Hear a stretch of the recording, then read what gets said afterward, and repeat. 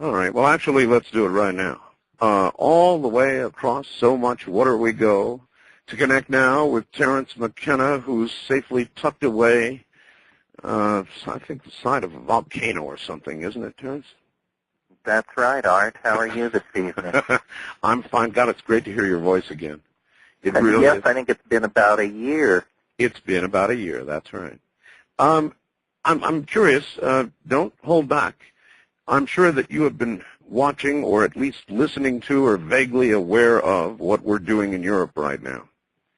And I thought I'd probably start out by asking you your comments.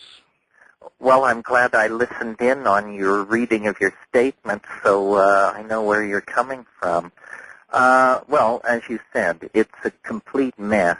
For the third time in the 20th century, the Balkans appear to be the place where Europe could potentially push itself into some kind of war nobody could foresee the end of.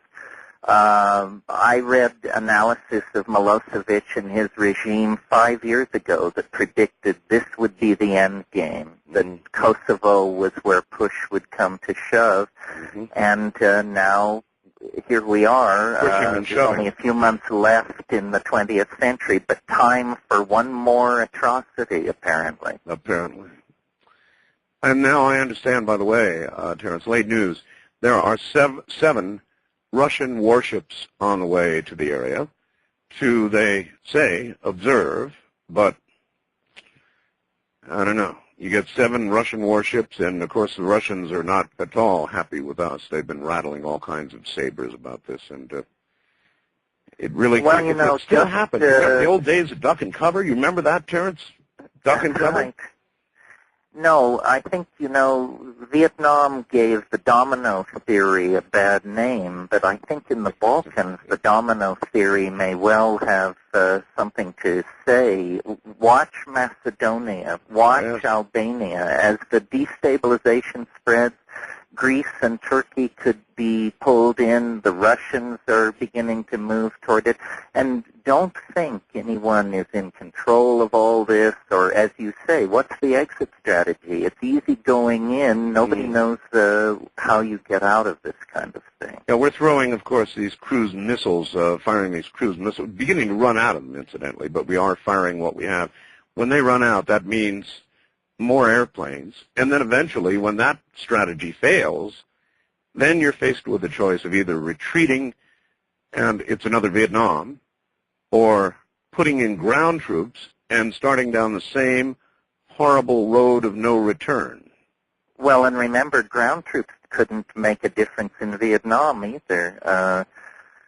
Yes, I think aerial bombing, how many times in the 20th century are we going to learn that it's insufficient and it's a very weak-kneed approach if you're talking about all-out war with fascists? And then, Terence, also, even if we did bomb them, which I suppose is conceivable, to the point where they said, okay, we'll talk about peace, and then we move peacekeepers. We're peacemakers now, not peacekeepers, but we finally get peacekeepers in there. There's no exit strategy at all. Look at Bosnia. They said we'd be there for a year and then a year and a half, and then on and on and on. We never get out. And when we do finally leave, they will resume the same thing they were doing. Yes, well, NATO seems to have become the kind of military arm of the world corporate state that many people feared. Yes, sir. What the Serbs are doing, there's no way to countenance, but I'm not so sure I'm so happy with this new world of ours. Well, as you say, you can't countenance what is happening in Kosovo. On the other hand, what happened in Rwanda, what happened in Cambodia, these things didn't raise anybody's radar. No. It's really, rarely does something politically grab me these days. I've been really bored to death with politics, especially the whole damn Monica thing. Thank God that seems to be over, maybe.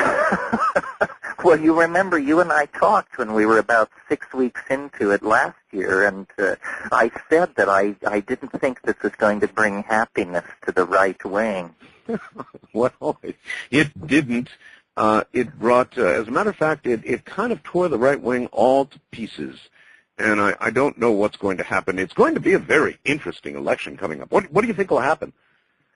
Oh, I assume that if the Democrats can't win this one after what the country's been through, then they're probably finished. But I think it'll be an easy win for Gore. I think the Republicans are flirting at the end of the 20th century with the kind of fate the Whigs were looking at the end of the 18th century.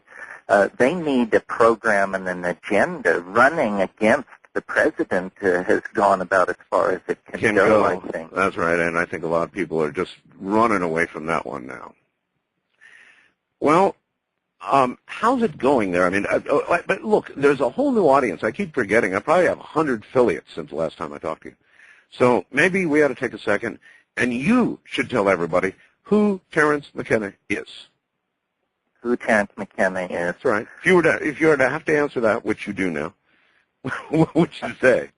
Well, I guess my bio says writer and explorer. Explorer means explorer of hallucinogenic plants, strange usages of exotic plants by exotic people, and then coming back and talking about these things, advocating them. Alteration of consciousness leads to all the big philosophical issues. What is culture? What is history? Where are we going? And how are we going to get there? And what's going to be so great about it when we get there? So I'm an itinerant philosopher at the end of the 20th century.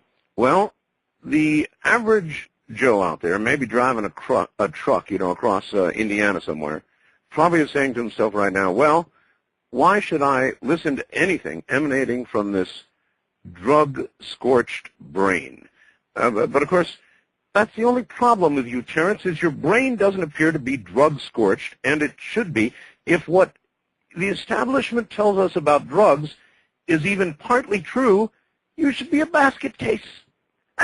Well, maybe I am. No, you're not. No, you're not.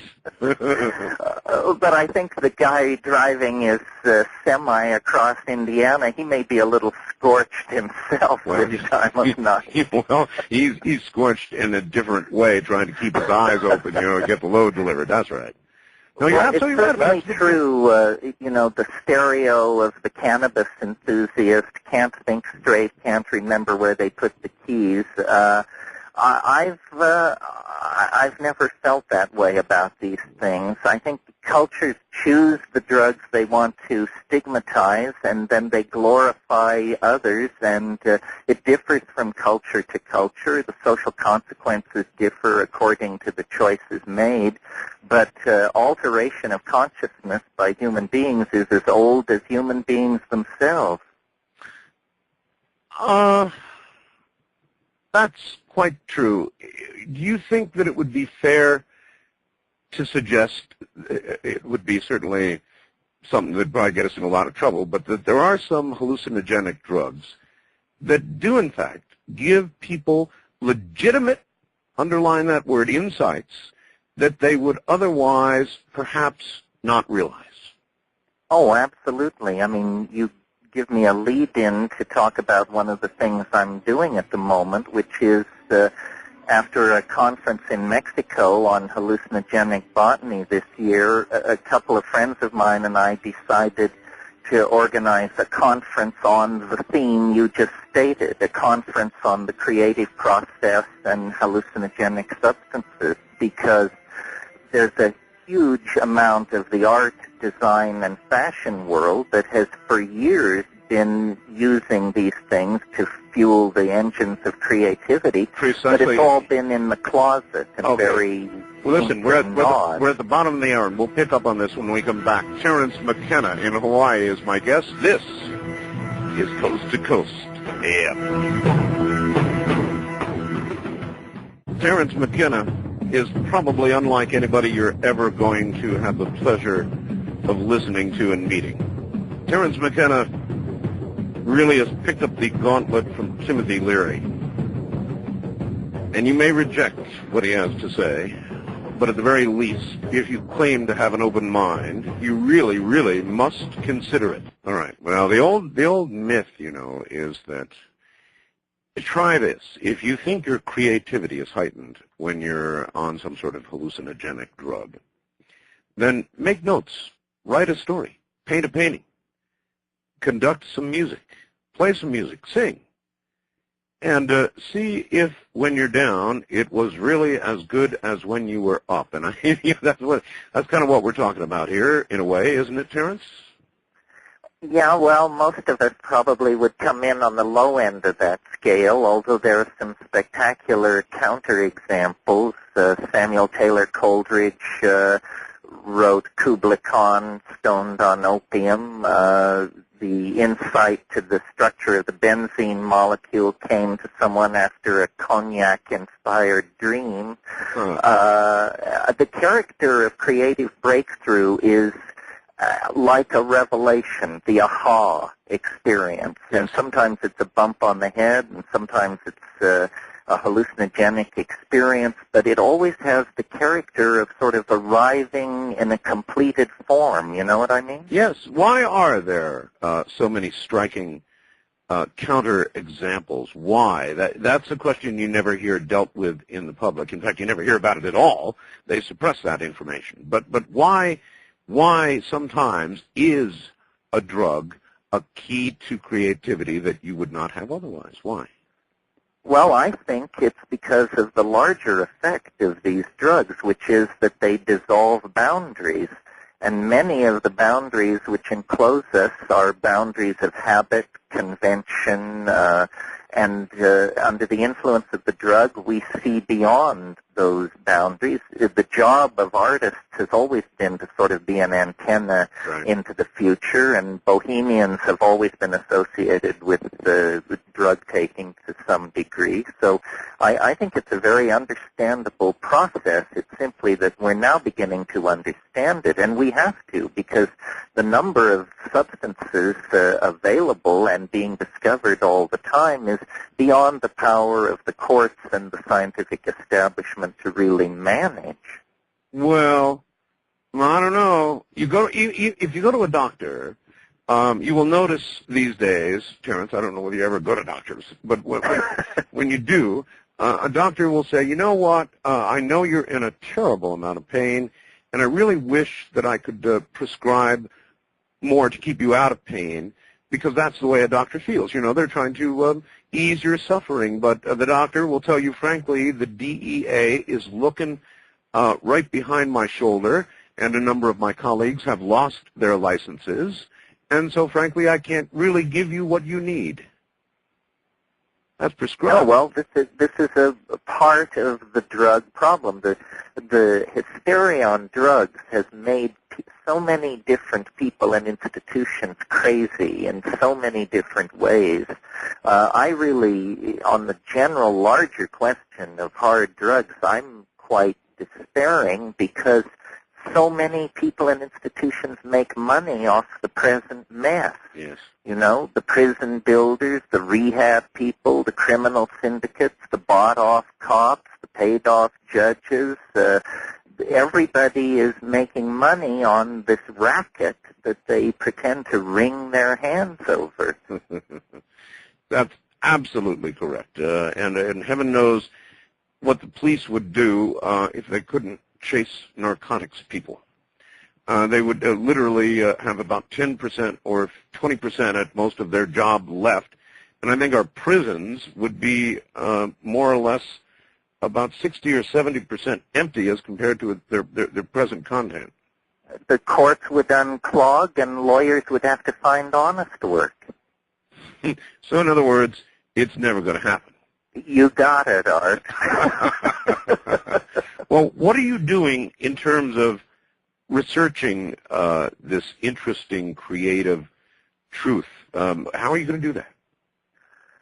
Well, I don't know if I've ever talked to you about this, but I'm interested, of course, in what these substances do to me and to other individuals. But then there's a whole other area, which is what has the impact of substances and drugs been on large populations over long periods of time. Ooh. And I'm willing to argue that the evolution of human language and complex cultural forms themselves were caused by disruptions in the ordinary mental functioning of perfectly happy primates about 150,000 years ago. In other words, that the evolution of complex human culture based on language is actually an effect of brain perturbations and unusual states of consciousness that were eventually assimilated and became part of the behavioral toolkit of early human beings. So you're saying it's actually a part of and a continuing part of evolution itself.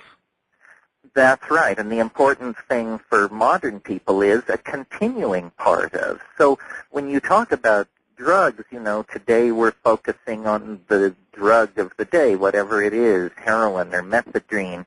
But in fact, over the past 1,000 years, it's been drugs that have built the empires that created Western civilization. Sugar, tobacco, alcohol, opium, tea, coffee, chocolate. These are the drugs that shaped civilization. Coffee, another big one. Oh, yeah. And, of course, we don't think of these as drugs. We call them foods or whatever we call them, because a drug is a bad thing, a food is a good thing. But eventually I think people are going to wise up to this racket, and they need to, because we need to educate our children about this complex area of human behavior. There are dangerous drugs. There are drugs that, used carefully, can be a tremendous enhancement of life. But you have to know what you're doing. It's not something you just blunder into. And all generalizations will have exceptions. And they do, indeed. Recently, you know, as you well know, we have a drug czar. And recently our czar actually came out and made a couple of really remarkable statements. He said that he thought the debate over medical marijuana was now a legitimate one. And he even went further and he said it may well be that the use of marijuana recreationally may be a valid debate for our society to have. And I almost fell on the floor when I heard him say that. Well, it would be a wonderful thing for Clinton to do for Gore and the country to make some headway in the end of this administration on this issue so that it doesn't all have to be left to the first term of a new Democrat. I mean, how long are we going to dog this matter? It really should be part of the agenda of the new century to make drug suppression a 20th century phenomenon, along with racism, fascism, aerial bombing of civilians, and so forth and so on. As I said, it's a racket. The insurance companies know that people who smoke cannabis are not at greater health risk. Well, you know, that's a good point, because they always ask whether you smoke. They don't ask whether you smoke pot. They ask whether you smoke cigarettes. Of and course. They're really concerned about that. In fact, a lot of well, cases, they've got the numbers on that. Yeah, in fact, a lot of cases you can't even get insured if you are a smoker. But the fact is, cannabis is such an effective stress reducer that whatever effect the tar in it is having on you, it's more than offset by your low blood pressure, excellent digestion, good sleep, and so forth and so on. Do you think do you think that there will be any progress soon based on the recent statements made? Is there going to be some sort of, even my state, Nevada. Now, Nevada, Terence, is it does not look kindly on even marijuana. It is a felony in Nevada. And recently we had a statewide initiative here in which the people of Nevada said yes to, call toll-free 1-800-618-8255. Oh, my. Well, it looks like we just went through another brief blackout, ladies and gentlemen. So we're going to have to get Terence back on the line. You may have heard a little sort of a noise in the background, and that was indeed the blackout. So we're going to have to try to get Terence back on again and continue to revise and look at our power situation here. We are in a power outage. So I will continue to disable things that we don't need, and we will continue to run on Boy, I'll tell you, welcome, huh? April 1st, coming in like a storm, to be sure. So, Terence, if you're out there listening, my friend, we're going to have to take a bit more of a break here so that I can get you back on the line. Sorry about that, buddy. It's just one of those things. So, in a moment, once again, Terence McKenna. Terence, welcome back. Yes, I was thinking, isn't April 1st one of those rollover dates for Y2K? Yes, it is. And I'm Isn't not. It, the Federal Republic of Germany and California and New York State all go to their long-term physical projections? I think that's true. Japan as well, I think. By the way, since you mentioned it, or I mentioned it, what do you think about Y2K? There, there's kind of a range from, hey, nothing's going to happen, to, hey, everything's going to come to a screeching halt. Where are you in that scale? I guess I'm sort of a mugwump on this one, with my mug on one side of the fence and my wump on the other. It seems to me it'll probably be there will be local breakdowns, but the whole system, I imagine, will flow around it. I mean, that's my expectation. It's one of those problems where people are highly motivated to solve it. So if they can't solve this, I don't know. What are they going to do in Kosovo? Oh, I don't get me started on that. You're absolutely right. I too think that a lot of the warnings that have gone out and a lot of the scare stuff really has motivated a lot of people to action. But still, there may be lurking out there, Terence, hundreds of thousands of embedded chips in power companies around the country. And it's going to be sort of interesting to see what happens. And if we were to lose power on a major portion of the grid for even some fairly serious amount of time, how long civilization as we know it would hang together? You wonder about that? Ever wonder about that? Well, I wonder about it from the confines of a tropical island with mild winters. Yeah. You'll have our sympathy, Art.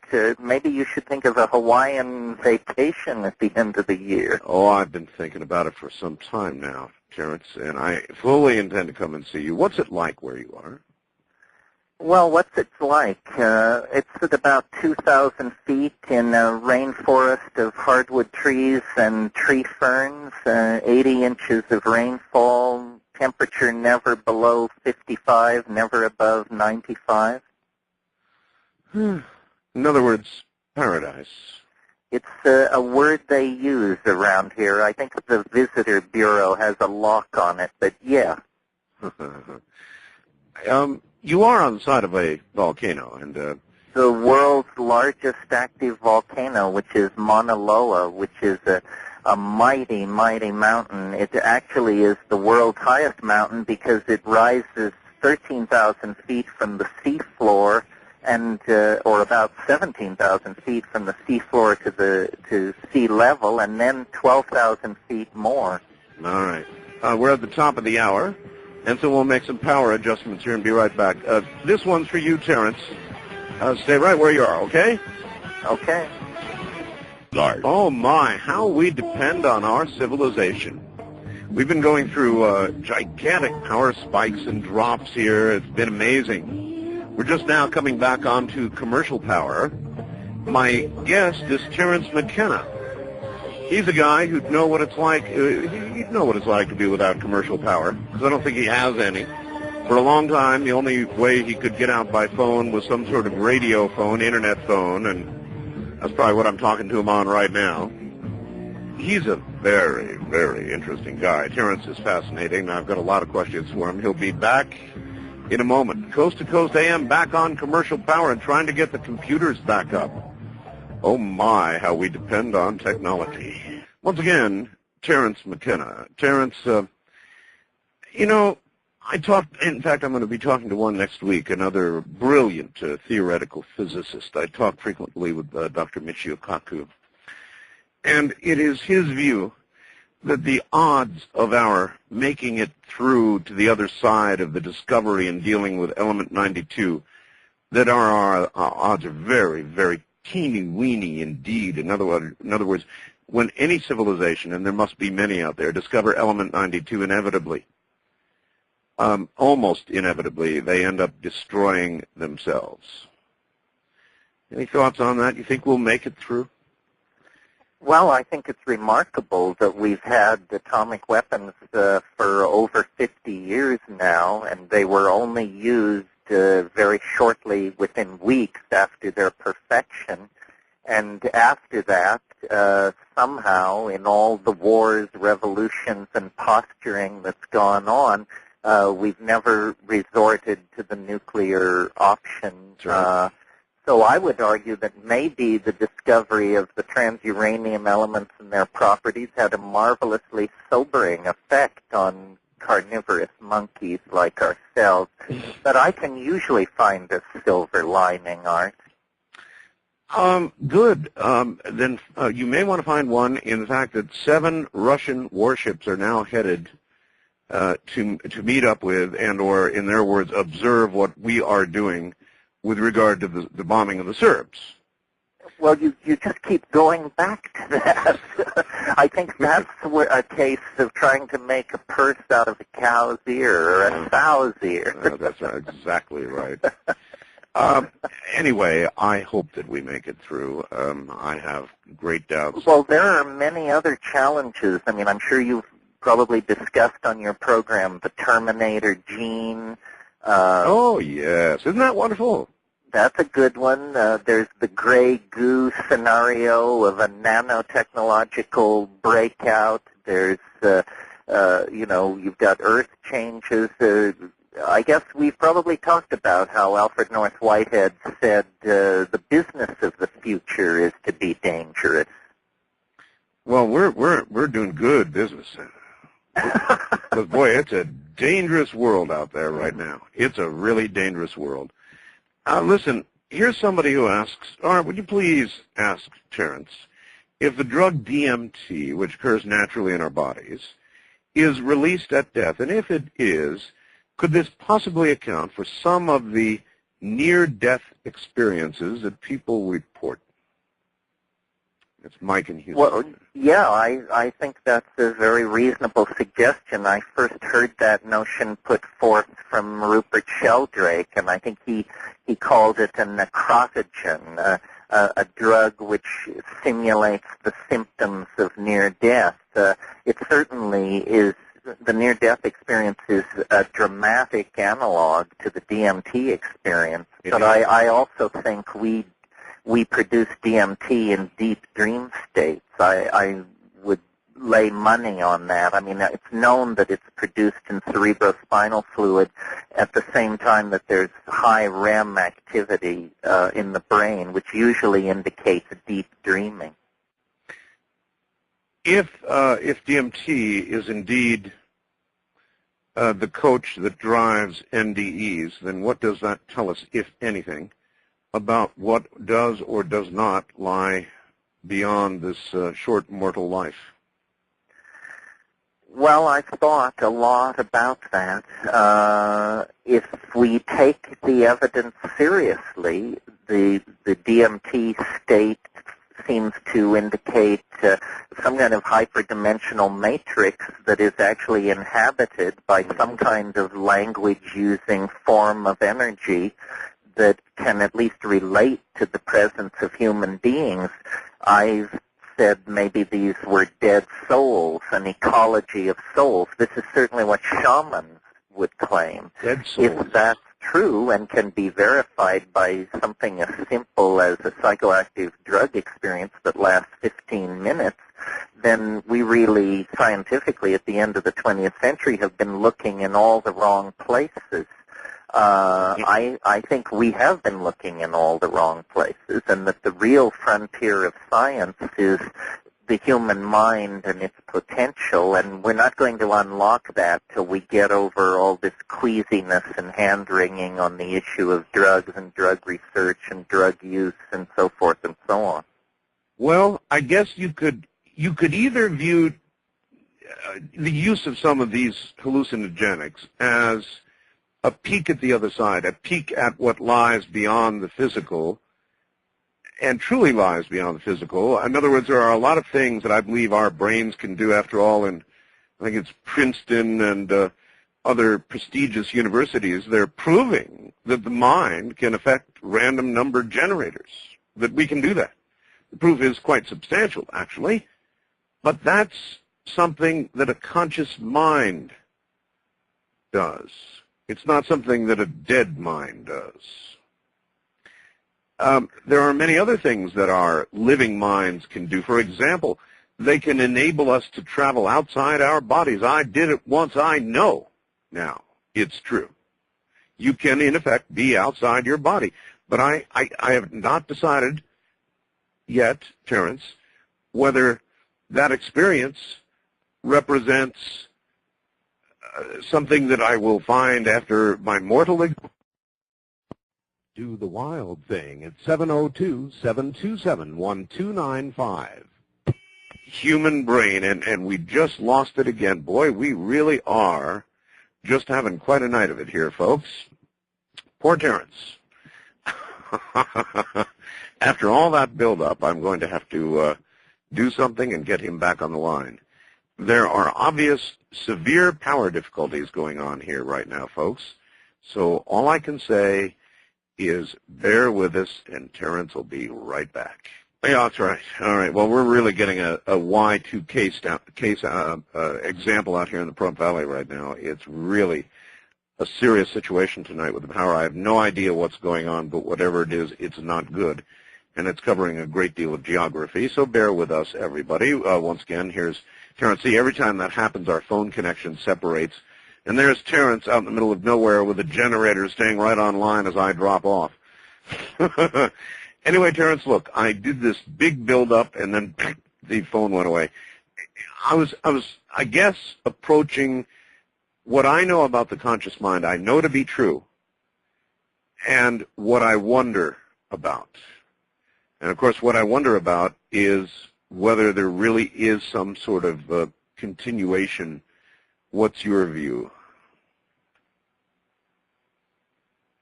Terence? Yeah, I know. Oh, that was a long pause. Formulating my thoughts. No, I understand. On a night like this, long pauses probably mean the power is going out.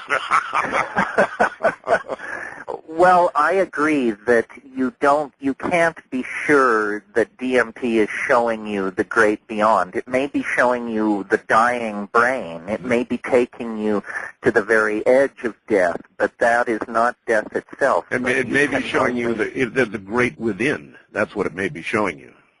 Yes, and it doesn't settle the metaphysical questions, except it certainly is strong evidence that everything we've been told about entities, about the capacity of the human mind, that things are a good deal more complicated than that. To me, it's the great exception to all rules. What it itself says, other than that all rules have exceptions, I'm not sure. Terence, if the power were to go out and stay out, I'll pick Honolulu, all right? In Honolulu, that's a big city, close to you. If the power went out and stayed out for a month in Honolulu, what do you think would happen socially? Well, in any city, I think push would come to shove in a hurry because water pumps would not work, and so the city water supply would be only what was in the pipes, and you can take the scenario from there. I live on an island hundreds of miles from Honolulu, and thankfully so. I'm not a survivalist, at least not consciously, but I've certainly built a system that is redundant, off-grid, wireless, and capable of maintaining itself without any help from anybody else. I'm concerned about people in cities, even if Y2K does not bring the end of the world, in very dense population centers like Tokyo and Manhattan, where simply the number of embedded chips is exponentially high, the possibility of some kind of chain reaction failure is consequently high as well. So I think people should give consideration to moving out of those kinds of areas, even if just temporarily. Mm-hmm. That's quite a bit of advice. Now, understand that as you dispense that advice, you're being heard right now in in every major city in America, every single major city, New York City, Atlanta. I wouldn't even go through them all. Every major city in America, you're speaking to these people, and that's some serious advice you're handing out there. Well, one of the things on this Y2K thing, Art, and today is an interesting day to discuss it, is it should clarify as we get closer. There are going to be a couple of rollover dates this month, a big rollover date in August. I can't believe that we're just going to slam into the millennial date with half of the population thinking it's the end of the world and half assuring us it's no big deal. Is it not going to become more clear? I guess it is, but in the end, your advice is, in other words, you think there are going to be problems in cities, and how long do you think that thread of civilization would last? A day? Half a day, 2 days? They did a 72 hours in most places. 72 hours. And then, of course, what the concern is, I suppose, is that the grid will fail in areas where there's bad weather and deep snow, and that it'll be very hard to get it back up and going. I am not an electrical engineer. I don't think anybody who isn't can make an informed judgment on that. Yeah, I can't. And I'm accused of being gloom and doom about all of this, but I do see what would occur. I think at least I know, frankly, what would occur if we lost our power. There was a movie called The Trigger Effect. Did you ever get to see that? Probably not. I didn't. It really shows how quickly civilization would deteriorate if the power went off and people began to conclude it wasn't going to come on anytime soon, and people reverted to early animal states rather quickly, a matter of days, as you just said. Well, all these disaster scenarios raise the opportunity for people to imagine that civilization will just slide out from under us. I went through a flood in Northern California years ago where the power was off for 6.5 days, and it did. Call us toll-free at 1-800-618-8255. Oh, my. Here we go again, folks. This is not going to be an easy night, I can see that. Once again, Terence McKenna, we'll just have to keep getting him back as the power glitches. And we can handle it either way, but what we're getting, Terence, are these short little ba-boom type breaks, and when that happens, my phone system goes, goodbye, everybody. It's absolutely amazing. I'm getting a good lesson tonight. I'm getting a really good lesson tonight. So, anyway, Y2K. So you think, as I do, that you simply aren't going to predict what will happen, but are pretty sure what will happen socially if it does happen. Well, and here in Hawaii, we're at the end of the time for the day, so it will have happened in 22 time zones before it gets here. So we'll have a notion of it if it's rolling toward us. I guess that's right. So what do you plan to do, by the way, on New Year's Eve? Well, go to a party, of course. Really? You're going to go to a party, really? Well, fortunately, the party is only about 3 miles away. I assume I can fight my way back here in the confusion afterwards. Did you know, Terence, the Communist Chinese government has ordered all of the management personnel of all of the airlines to be in the air in a Chinese aircraft flying the 31st into the 1st. An interesting. Why? Why, you say? Yes. Well, I think twofold. One, to give the people of China confidence that their airplanes will be safe, and two, if they're not safe, then there won't be any concern about the management personnel who were on the flights. They'll have a whole new regime.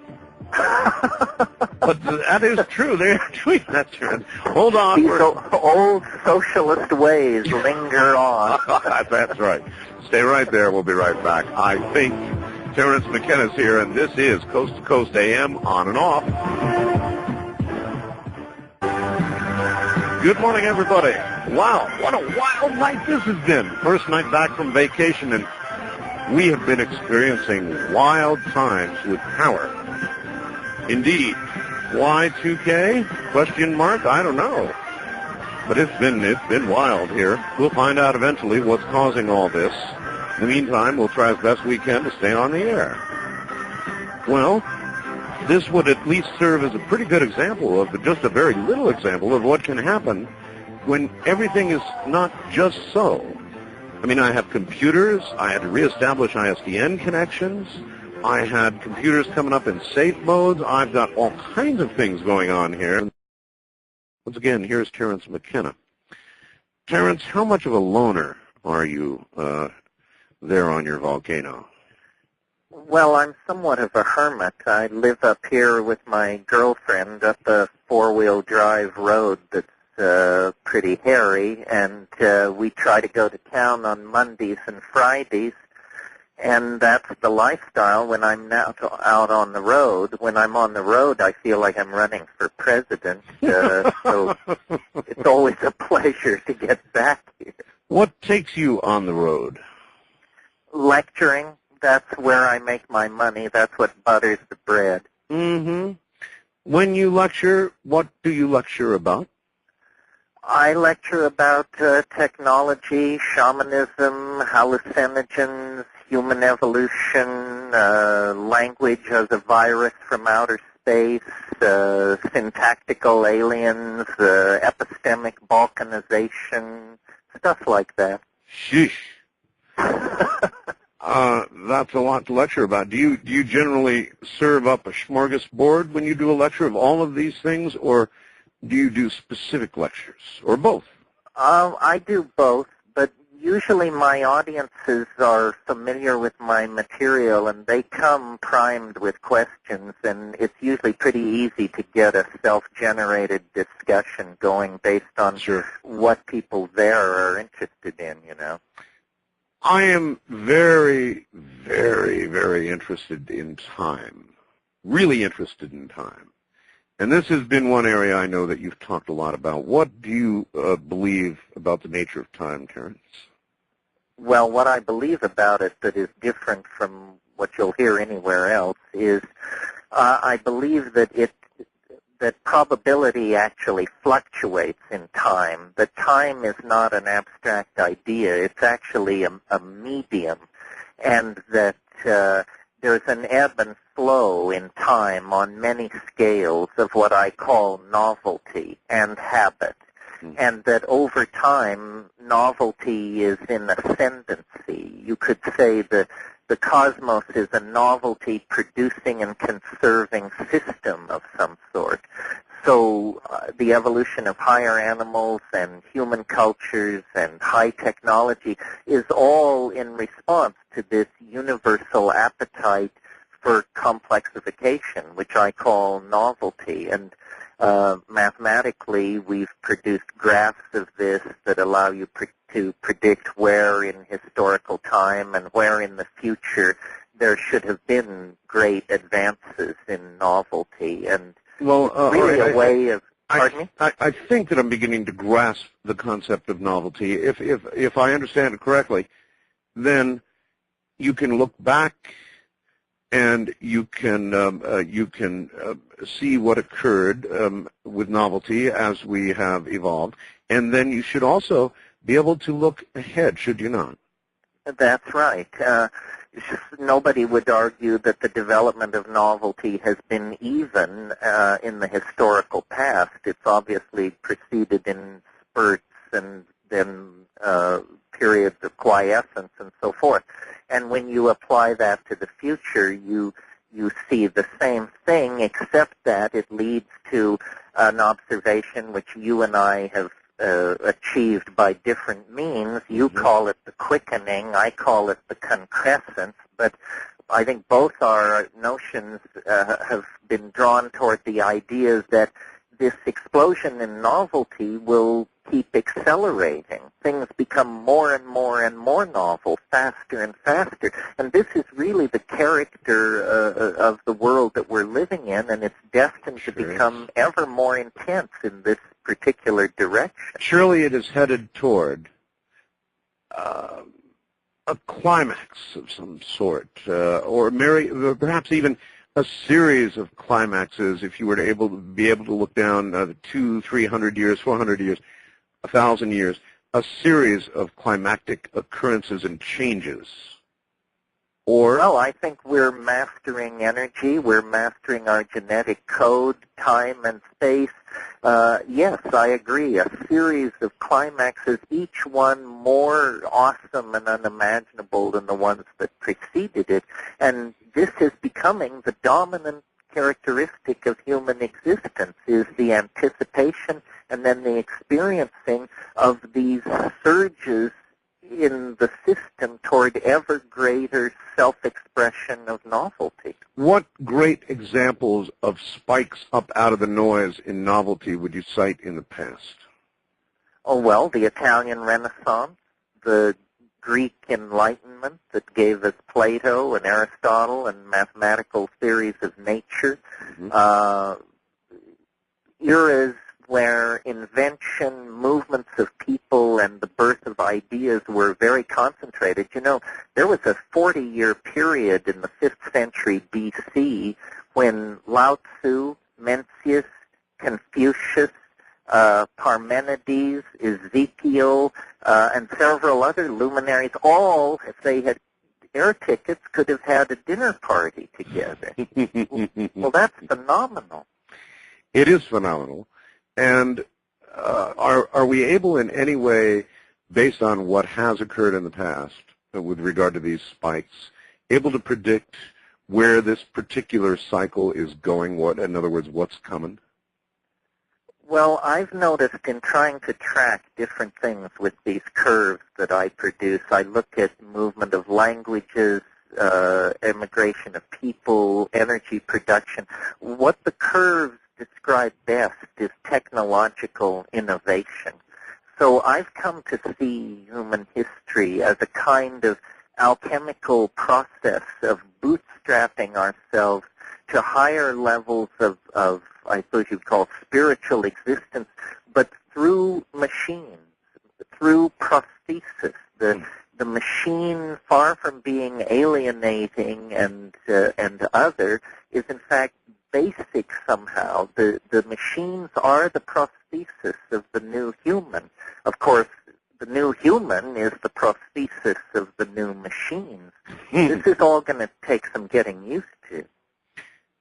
Are we headed towards some brave new world where machines perhaps might even one day take the initiative from us and, in fact, become our masters, as many worry, the coming miniaturization of everything, the possibility of sentient computers, all the rest of it, that kind of world? Well, I don't know if they will take control, but I think within 20 years, Art, you will encounter machines that will claim to be smarter than you are and be able to convincingly behave as though they were. And the issue, are they more intelligent than the average human being? Are they sentient entities?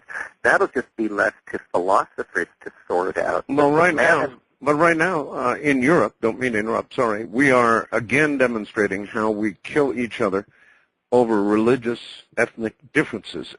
We have always done that, and would not some machine that became at least as intelligent, if not more intelligent and coldly logical, conclude that something has to be done about this and begin to, if it could, take steps? Well, I read a very interesting book by a guy named Michael DeLanda, who would make an excellent guest for you. He wrote a book called War in the Age of Intelligent Machines. Mm-hmm. And if you want a hair-raising look into the future, this is somebody who can give it to you. There's a lot of debate among the AI, the artificial intelligence people, about what this superintelligence that seems to be emerging will be like.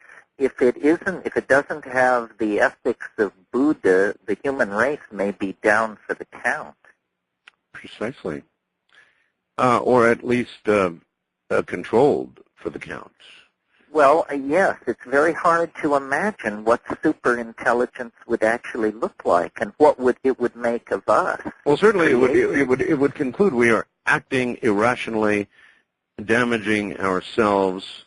It would look at that coldly and logically, and then it would begin, if it could, I think, to take some steps.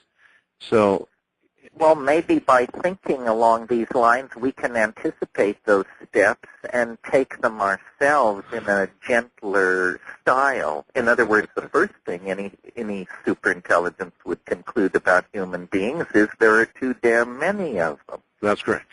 And that would be one of the first steps, Terence. Yes, well, so are we to turn ourselves into hamburger, or shall we have a gentle program of sexual education on the subject of abstinence and restraint? Well, do you think you would be invited to speak at the Vatican about that? No, probably not. My Polish is pretty rusty. There are a few things that stand in the way of that reality. I suppose an intelligence might conclude, well, the wars do seem to be serving some purpose in limiting the numbers.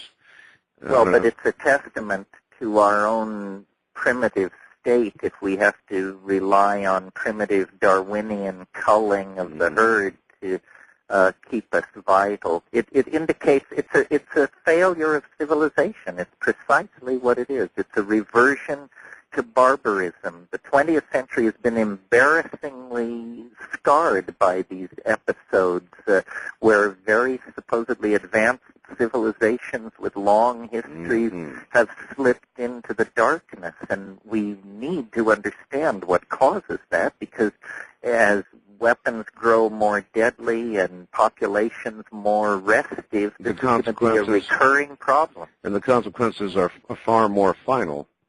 Have I spoken with you about Matthew Alper? I don't believe so. Matthew wrote a book called The God Part of the Brain. And it simply concludes that man's greatest fear, long ago and certainly now, is of death. It is our greatest fear. It is the one fear our minds cannot contend with. It is the fear we cannot face, and therefore, in the process of evolution, our brains have developed a God part, what he calls a God part of the brain, which demands that we worship something and believe in an afterlife. And without that, there would be virtual anarchy. And yet that is the very thing that causes us to kill each other constantly. But even when you go down into the recesses, the wilds of Brazil, and you find a tribe that has never encountered civilization before, sure enough, inevitably you find they worship something, Terence. Interesting theory, huh? It sounds like he's sort of working off some of the theories of Julian Jaynes. He suggested in a book about the evolution of consciousness from the bicameral mind, Jaynes suggested that as recently as the time of Homer, people had no egos. They actually, God spoke directly to them in situations of crisis and threat, and that it was only after centuries of this that this God consciousness part of the psyche was incorporated into the structures of the psyche as the human ego.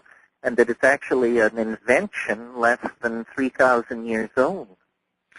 Do you believe that travel in time, in any direction, actual travel in time, will be possible, or perhaps even go out on a limb and suggest that not only is it possible, but no doubt we are being visited now?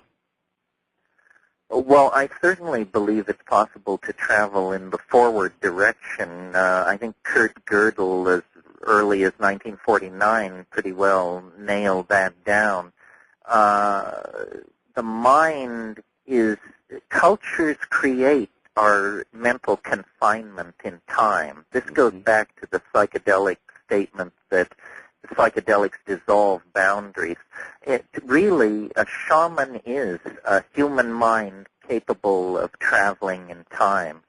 So I think when we understand our own consciousness, phenomena like time travel will be a part of that understanding. It will just kick out as a natural part of it. I'm sure you've probably discussed on your program these quantum teleportation experiments over the past couple of years. Well, that's way out science, but nobody expected that for 1,000 years. Yes, a lot of people may not know, but IBM actually has done some very crude teleportation. They've actually moved. Can you describe what they did? Yes, you're absolutely right. They moved photons in some kind of teleportation experiment. They moved them several meters at greater than the speed of light. In fact, at a travel time of 0, as far as anybody can tell. And apparently the quantum mechanical equations which allow this effect don't prohibit larger objects or even living objects. It's just a matter of scaling up the power input. Well, good Lord, if we're 5 or 10 years away from being able to teleport objects and possibly human beings, you can't even begin to imagine the sociological and political consequences of something like that. Well, it would completely change everything we know and do. Every concept we have nearly would collapse, and it would indeed be a whole new ballgame, wouldn't it? It would be a whole new ballgame, and a concept like that has to compete with a concept like nanotechnology or digital copying of human beings or cloning, or there are half a dozen of these potential technologies out there, any one of which would remake the world beyond recognition if it were to be perfected. Oh, Terence, I think we're already cloning. They already absolutely have the technology. Now, they claim they are not doing it, and they're doing it with sheep, and we see Dolly, and we see this, and we see that. But they have the technology now to clone human beings, and I don't for 1 second think that somebody somewhere in some lab, and I don't exclude our country from this, is cloning. What do you think? It wouldn't surprise me at all. It would surprise me if it was happening inside the United States, because then there'd be hell to pay. But somewhere in the Middle East, somewhere in India or Indonesia or China. We've always done stuff that gives us hell to pay later. True. The trick is to make it much later. Yeah, usually something disclosed about 50 years later. When they don't want you to know something, they wait about 50 years. We fed plutonium. That seems to be the half-life of hot information. Yeah. That's right. Wait until most of those who are going to be really angry die off, right? That's right. That's how it works. So I wouldn't be surprised. I mean, how could we allow ourselves in the black budget world to be behind the cloning curve? I just can't imagine that. I mean, of course, and people talk about, the perfect soldier out of that's right. The infantryman finds the right one and then make 50,000 of that guy. That's right. That's exactly right. So we have all these dark black military budgets, and what are they doing with them? Well, they're going to want they're not going to want to duplicate Mother Teresa. You can be sure of that. Deep underground somewhere, they're not turning out more Mother Teresas. They're trying to get the perfect killing machine. Well, but they're going to tell you, Art, that if you clone every soldier, then when he's wounded in battle, there'll be a nice crop of organs back on ice in the clone ward for him. Well, that's what you'd tell the perfect soldier, I guess, to keep him happy. Well, that's what you tell the public relations officer. So we're moving very rapidly toward all sorts of things that are going to require. Are we really up to making the proper moral decisions? Is all of this keeping up with technology? Well, this is the great question. You know, H.G. Wells 100 years ago, he said history is a race between education and catastrophe. God, you're a blast to talk to. All right, hold on, Terence. You've got a good break here, assuming that our power lasts. When we come back, we will go to the lines. Terence McKenna is here. He's more or less unlike anybody you've ever heard. So assuming that our power stays up, he'll be back, and we'll get you on the air with him if you would so desire. He kind of gave you a range of subjects that he enjoys.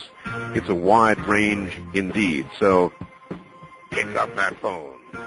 Once again, Terence McKenna. Terence, it looks like we're okay to go here. Power's been on for almost an hour now. Feeling confident, are you, Art? Yeah, that's just when it gets you. I know, but what the heck, I'm going to try it. I've got a bunch of people on the line would like to say hello to you. Great. It's a rare opportunity, so let's do a little bit of that. East of the Rockies, you're on the air with Terence McKenna in the wilds of Hawaii. Hi, this is Adam from Austin. I have an experience I'd like to relay to Mr. McKenna. Sure. I've been experimenting with visionary substances now for several years, and recently I tried DMT for the first time in freebase form, and I, quite frankly, was mesmerized. It shook me. All I can say is it hit me in the soul. I did experience the self-transforming elf machines and what Terence refers to as the self-transforming elf machines. Well, maybe somebody could help me out here, either one of you. Self-transforming elf machines, Terence, please. Well, it's not an elf and it's not a machine, but it's rapidly changing from one to the other right in front of your eyes. Well, it's interesting to hear your story. Yes, when it works, it makes an instant believer out of you. I'm not sure a believer in what, a believer in the power of possibilities, I would think. Oh, absolutely. And the part of the experience that hit me hardest was they were actually, I believe, attempting to translate to me your time wave zero theory, the acceleration of technology to the point of just, I'm not sure, it was integration, disintegration. Exactly. Yes, well, there is something, the strange thing, Art, about these plant psychedelics is the sense at high doses that they want to communicate something very specific. It's not love one another. We have that message. Mm-hmm. It's some kind of very specific message about time and genetics or humanity or something. What is time wave zero, actually?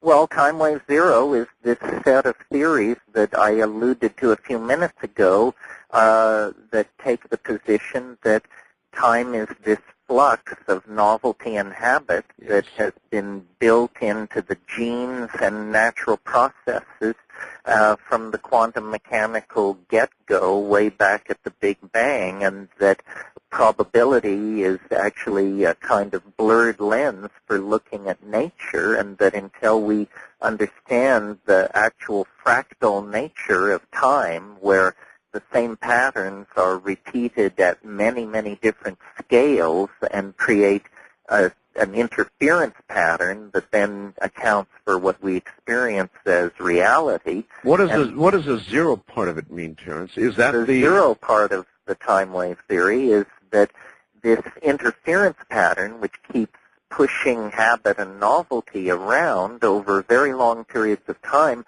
novelty begins building up faster and faster, and eventually it reaches infinity. In other words, habit falls to zero, and you get the notion of everything happening at once, or somehow all possibilities becoming realized, that being the only logical consequence of this tendency of the universe to complexify itself faster and faster.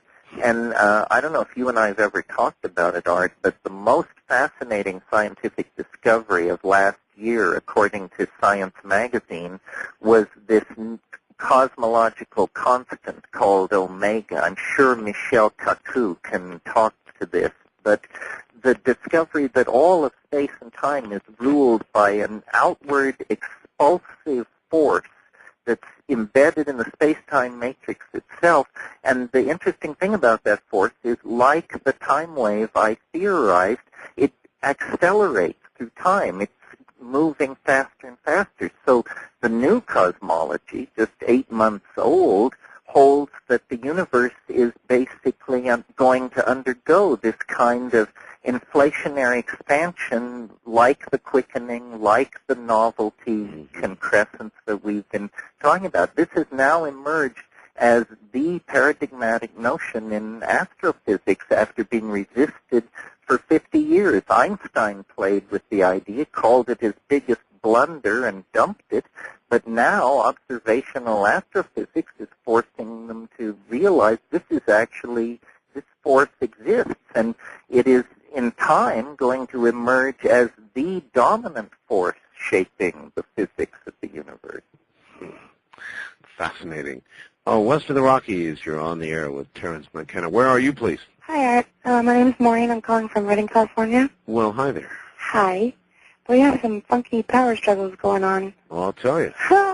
Hi, Terence. Hi, how are you? I'm fine, thanks. I was just wondering, are you familiar with contrails at all? With who? Contrails? Yeah. That's something we've been discussing on the show. Right. Oh, is it the thing about the large numbers of contrails that people think are a viral seeding or nanotech project? Absolutely. Well, fortunately, I only know of this because I follow the Internet. I haven't seen any contrails here. We got a photograph of a DEA helicopter where you could see the rivets on the sucker yesterday morning. Wow. But no contrails. Well, was that over your house, Terence? Oh, yeah, they fly this neighborhood like crazy. They're true believers in it. But they're not supposed to come closer than 200 feet to the ground, and this guy was well under 200 feet. Well, they make the rules. Yeah, well, for the wise men and the fools. I'm not oblivious to the possibility that, for example, let's just draw a quick little scenario. If our government thought that we were on the verge of a biological attack of some sort, and they had what they thought was a remedy for it in terms of some sort of mass inoculation, I don't think for a second that they would not consider an inoculation without our specific permission. And what better way to do that than to add to what to most people are just harmless little contrails cutting across the sky. So that's one, possibility. There are other more sinister ones, but that's at least one that would make sense to me.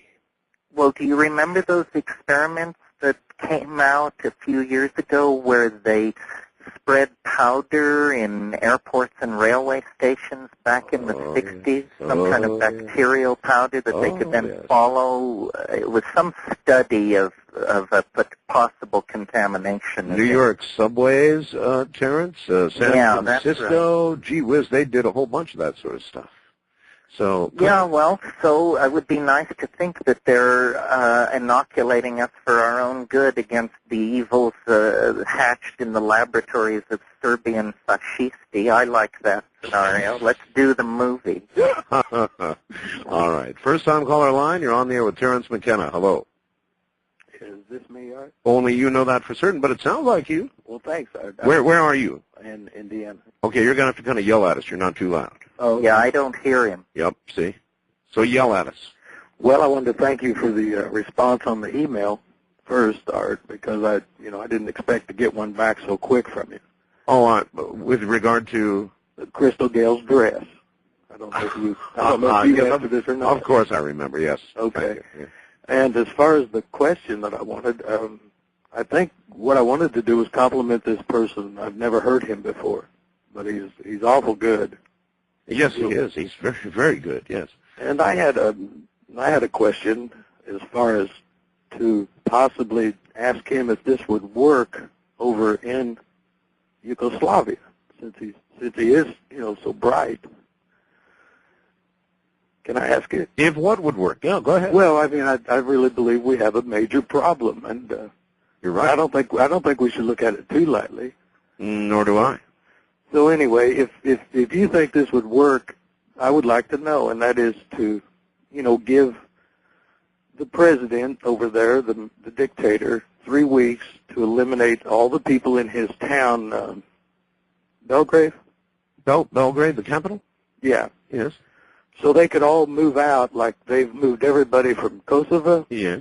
And they would have a chance to get away from that town. And then we would do what to Belgrade? Well, we would destroy it like they've destroyed those villages. I see. All and right. they could, well, let's see. Would that work? Well, I don't know whether it would work or not. What do you think of that little gem of an idea, Terence? Well, I think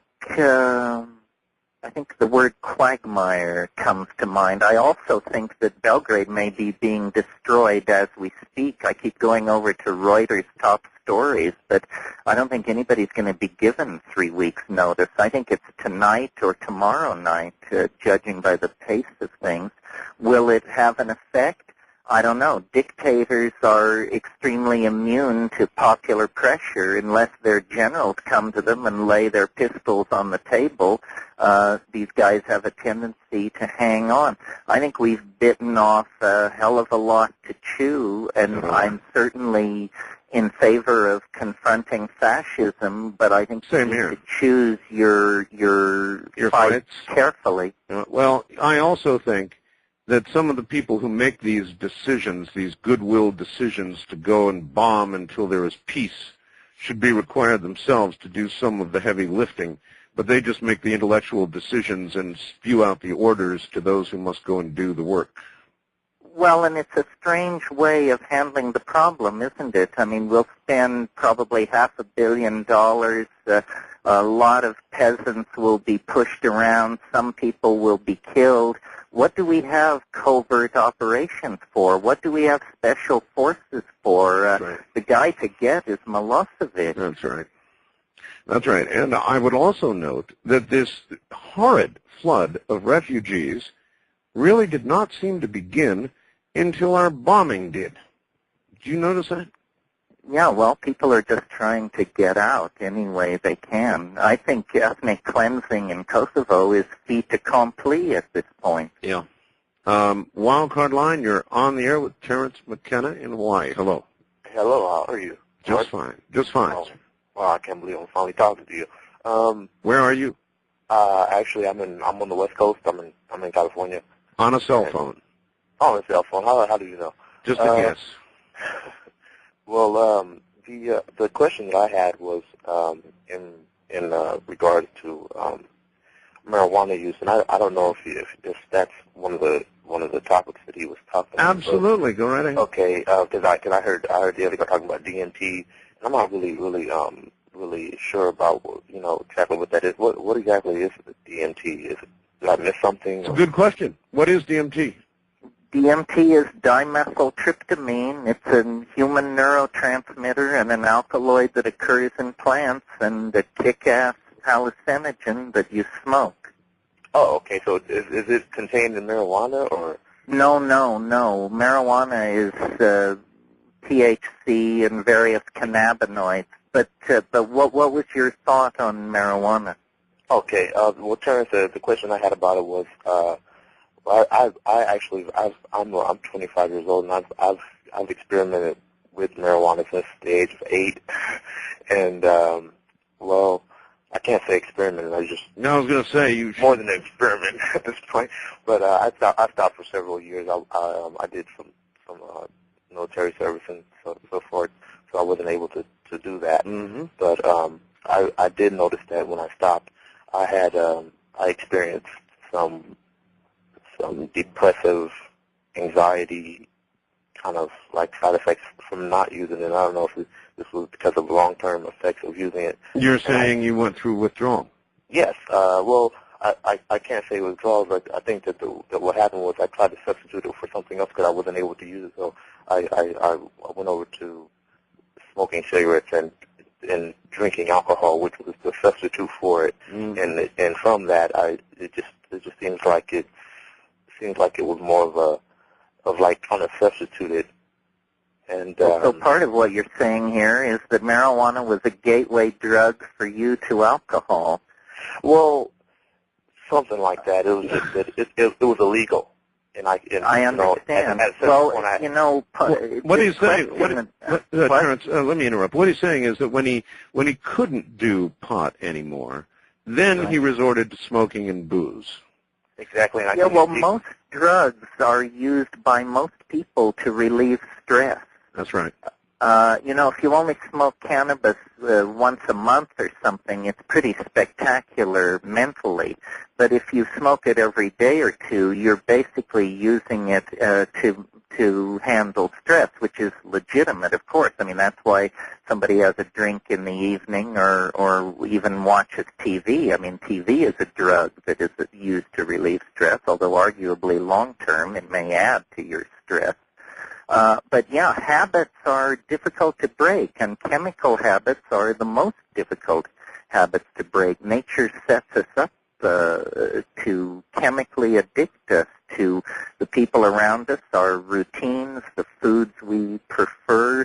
This is something that, as I said earlier, we're not facing and talking about and educating our kids about. It's like the way the 19th century approached people's sexual fantasies and desires is sort of the way we approach our relationship to drugs. We're not really owning up to how complicated it is. Now, can I ask a straight-out question? That's why. In other words, what is it that our government, our elected leaders, our institutions can't handle about people doing drugs?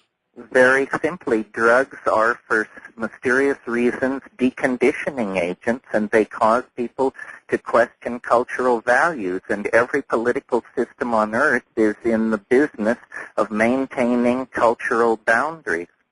So it's an implacable opposition there that's not easily negotiated away. It's a very brave, self-confident society that can legalize all drugs, because it means that society is not afraid of looking in its closets and playing with a fair deck. Are there examples we can point to where such a policy is in place and working well? Well, everyone talks about the Netherlands, legal prostitution, lowest AIDS rate in Europe, legal heroin, lowest heroin addiction rate in Europe, no prison building going on. Young people are using cannabis, yes. They are not using hard drugs. The connection between the soft and hard drugs seems to have been broken by legalization there. But our own drug czar completely distorted the Dutch position in public statements to the point where he later had to publicly retract what he said. It was horrible. It was absolutely horrible. A disgrace. All right. Hold on, Terence. We're at the bottom of the hour already.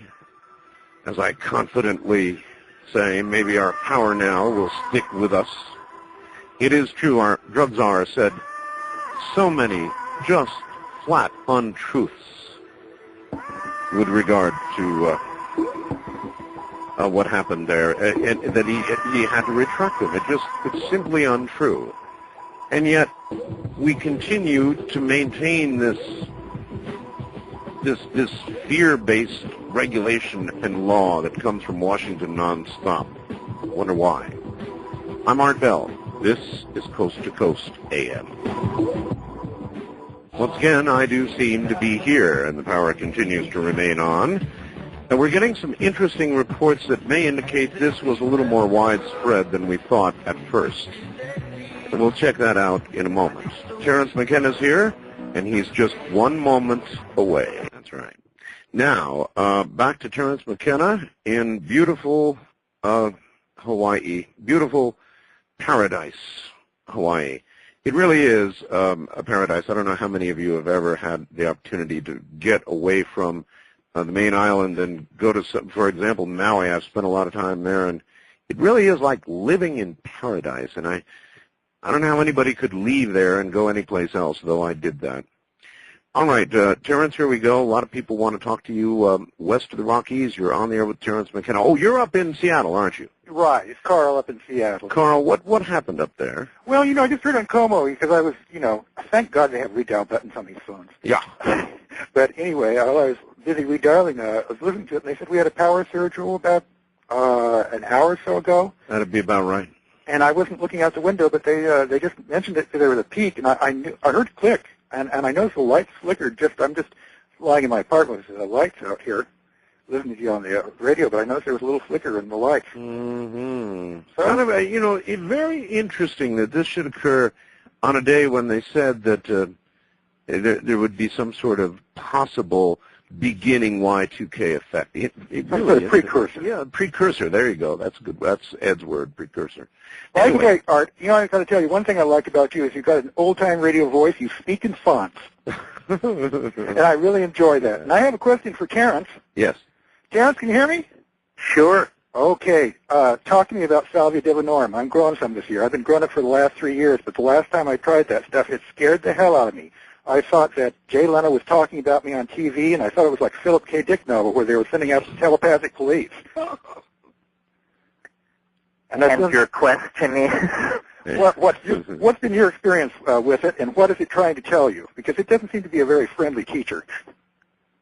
Well, it's certainly different chemically and in terms of its effect, but I've found it very interesting. I know most people seem to be smoking it. I did most of my experiments with it a few years ago. I enjoyed chewing it. I laid down in silent darkness, and it swept me away to a very interesting sort of colored, flexing, three-dimensional kind of place.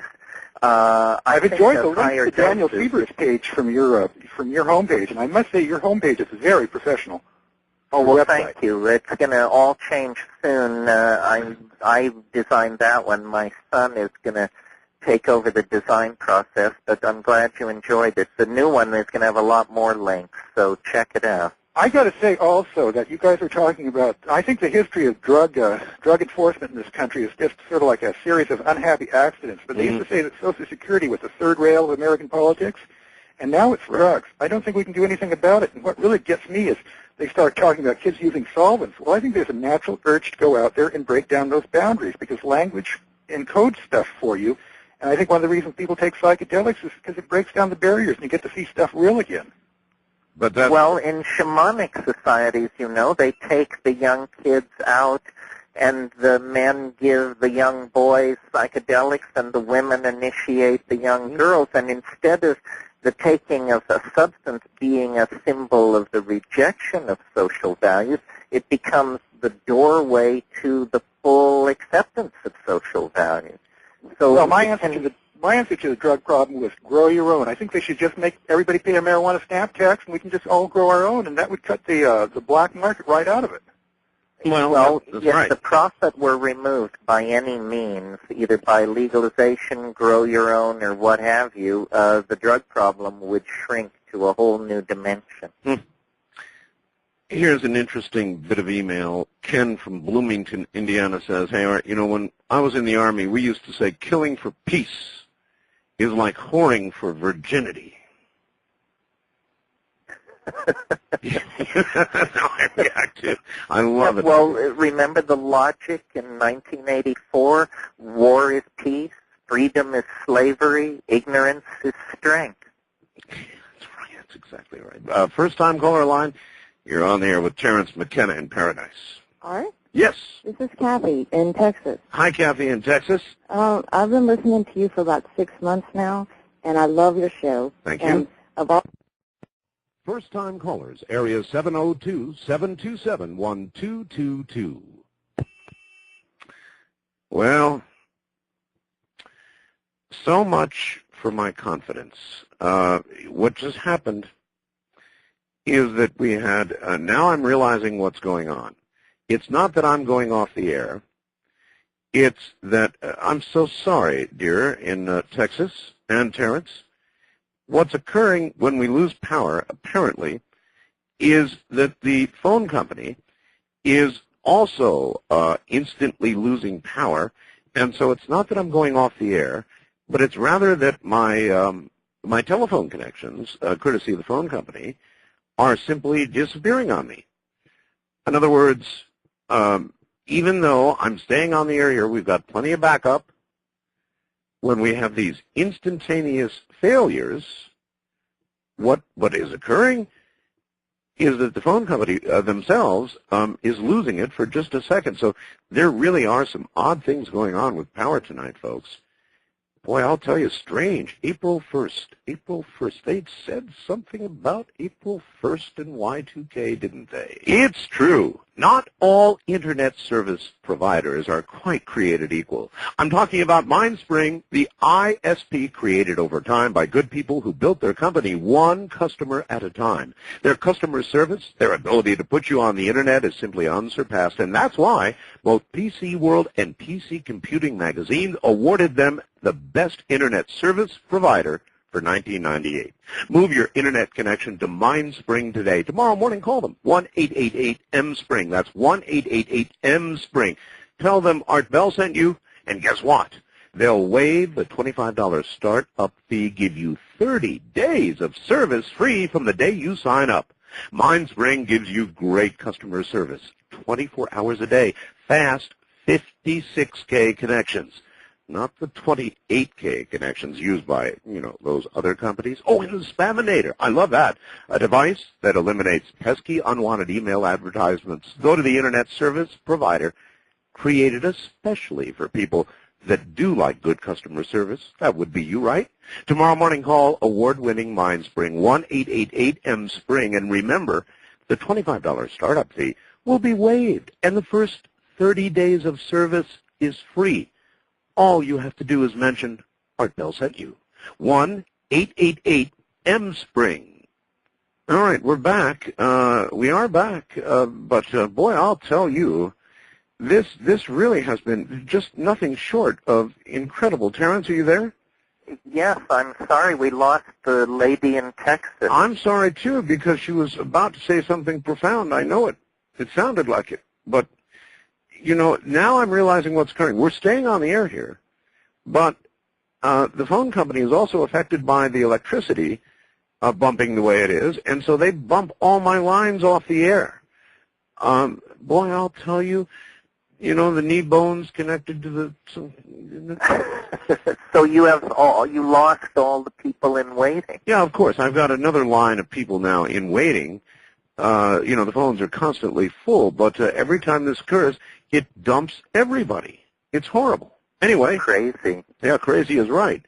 West of the Rockies, you're on the air with Terence McKenna and Art Bell. Hello. Hi, this is Erin from Boulder, Colorado. Yes, ma'am. I'm wondering if Terence could talk a little bit about what the Mayans predicted would happen in the year 2012 and how that coincides with his ideas about what might happen then, too. Well, that's a very interesting question. It's funny that you're from Boulder because Boulder is the home of John Major Jenkins, who wrote a very interesting book published this past year called Maya Cosmogenesis 2012. And in that book, he discusses the various interpretations of the end of the Mayan calendar. Basically, what happens in 2012 is it's the end of the 13th Baktun, and Baktuns are periods of time longer than 500 years. 13 of them make up a full cycle of the Mayan calendar. And it appears that this was linked by the Mayans to a certain astrological configuration where the winter solstice sun heliacally rises at the galactic center.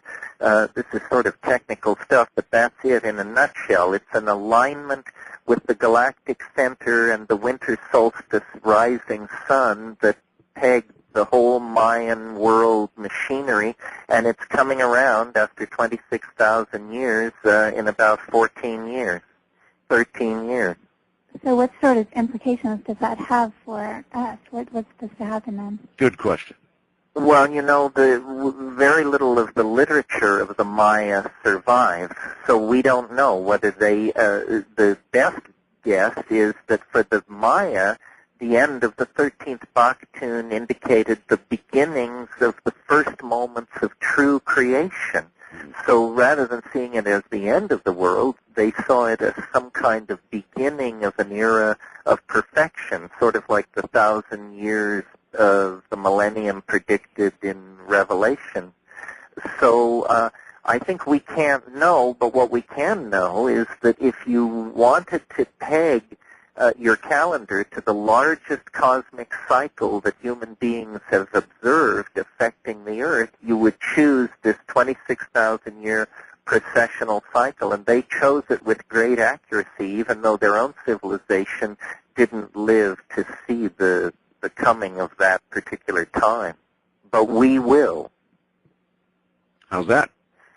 Thank you. Thank you very much. All right, you're welcome. Here's another email. This is interesting, Terence. This email says, Art, there have been power surges and outages up and down the entire western U.S. during the last half hour. This was written at 1 a.m. It just fried my computer. What's going on?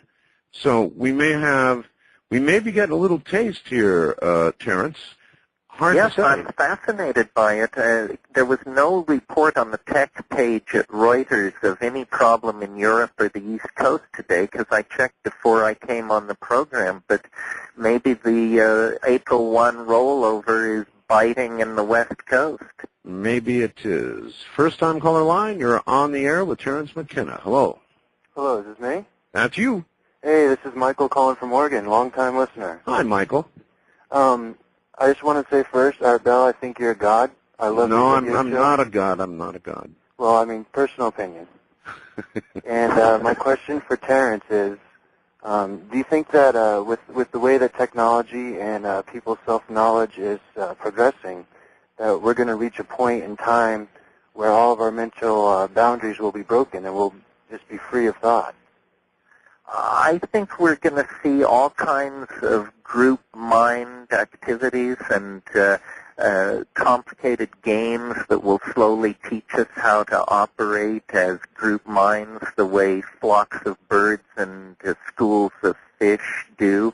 I've been recently spending more time in the virtual and interactive worlds online, the worlds where you dress up as an avatar and meet other people in designed worlds. And if you haven't checked in on that lately, it's gotten a lot better. And you can see the potential for people creating worlds and then sharing them with other people online, so that really we're peeling open our heads and letting it all hang out. And it's going to have a real impact on community and the human self-image and the way we think about the individual and the community. Definitely. All right? Definitely. All right, callers, thank you. Terence, by email, can you shed some light on why some people have such apparent creative enlightenment? Call the wildcard lines, area 702-727-1295. Emotionally and physically, and there we just went through it again. Damn! This is really getting to be bothersome.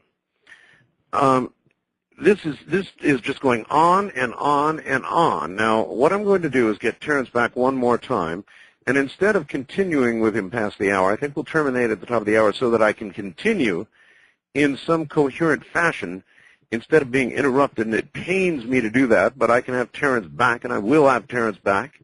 He deserves better than this. We all do. It is, to say the least, interesting timing for this, is it not? The best advertising is word of mouth. So please allow me to introduce the words of Gilbert of Oak Harbor, Washington. Quote, I was taking Cardura medication for my prostate problem which helped for a couple of months. But then the symptoms became worse, and doctors were getting me ready for surgery. I heard then about super prostate formula on Art's show, and I decided to give it a try. After 3 weeks, all my symptoms were gone. That was a year ago, and they're still gone, unquote. Millions of men are suffering from enlarged prostate symptoms, such as frequent trips to the bathroom and diminished sex drive. Dr. Duplinsky's super prostate formula contains natural ingredients clinically proven to reduce the size of the prostate and relieve those symptoms. This is your lucky day, because right now you can buy 2 bottles of super prostate formula and get a third free. That's a 3-month supply for the price of only 2. Call Physician's Choice now at 1-800-472-5151. It's guaranteed to work or your money back. And by the way, you can't get it in stores. So call 1-800-472-5151. That's 1-800-472-5151.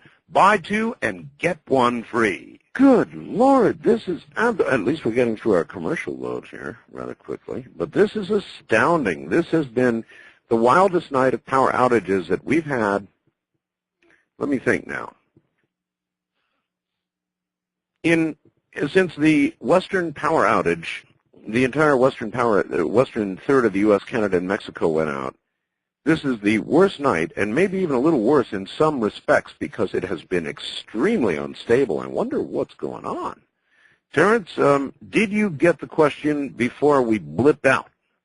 Yes, the question was, why are the psychedelics so beneficial to some people and so shattering to other people? That's correct, yes. And the simple answer is there's a lot to be said for going back and looking at the concept that Leary and his colleagues put forth in the 60s of set and setting.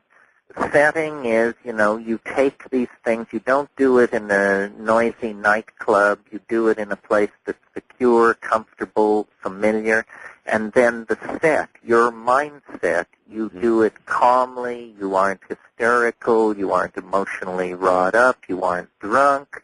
And if people will follow these simple rules, which are basically rules of reasonable behavior and respect for the substance, most people do fine. So your answer is the people that have gone the wrong way have had the wrong attitude. That's kind of what it boils down to, right? Been in with the wrong people in the wrong places at the wrong time. That doesn't cover 100% of all unpleasant experiences. I mean, some people are on prescription drugs that tangle with these things unpleasantly. Sure. And some people, if psychedelics dissolve boundaries, there's probably 2 or 3% of the population that is involved in trying to maintain boundaries, and those people should stay away from psychedelics. They have a different agenda. All right, let's grab one before the top of the hour. East of the Rockies, you're on there with Terence McKenna and Art Bell. Good morning to you. Hello. Hello. I'd like to first off make a statement about the Y2K bug. Sure. I have a very good friend who, back in the 80s, he claims that he actually helped code it. Code the Y2K bug? Yes. Well, that might just mean he was a programmer doing what they all did.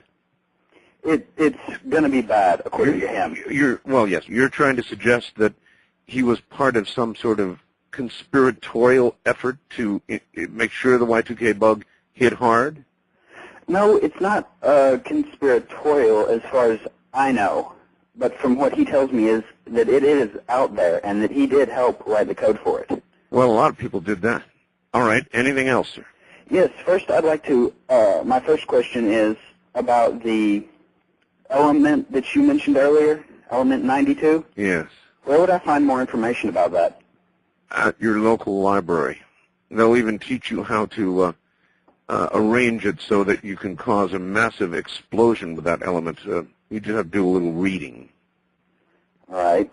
All right. And my last question would be for Terence. What is the drug that he's used that has given him the most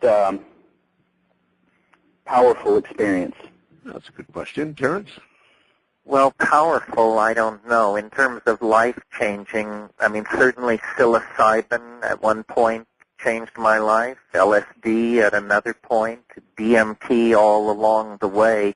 It seems to be this small family of tryptamines, and then of course LSD isn't a tryptamine, but at high doses, and these safe but high doses, all of these things have had life-changing impact on me and the people that I'm aware of. Every time I have you on there, I have to quickly ask this question: where, Terence, are Timothy's 25,000 hits? Where are they buried? Well, didn't I tell you last time? Do you have a little map with an X on it or something? Somewhere out there in the desert east of Tonopah. South of Truth or Consequences. All right, stay right there. Terence McKenna, as we can get him. This is one strange night, folks. I'm telling you, I have never, ever seen this many power bumps and failures in one night of broadcast in my entire life. Really weird stuff going on. Kind of synchronistic timing, wouldn't you say? This is Coast to Coast AM. Now again, the interesting thing with the power surges that I'm experiencing, and my phone system is on an uninterruptible power supply. So as you may have noted, you can actually hear it when it occurs. You'll hear a little bleeping sound. And the phones, nevertheless, are disconnecting all of you, so I apologize, including, of course, my guest. And the reason that apparently is occurring is because I guess the phone company also is dependent to some degree on the electricity.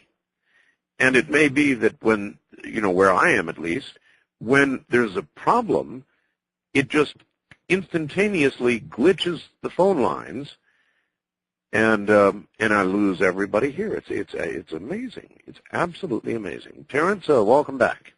Yes, I'm glad we're still hanging on, Art. Here's somebody hanging on in Smith County, Tennessee, and he too had a power failure. Went out for about 5 minutes 2 hours ago. No storms, no winds. So kind of strange.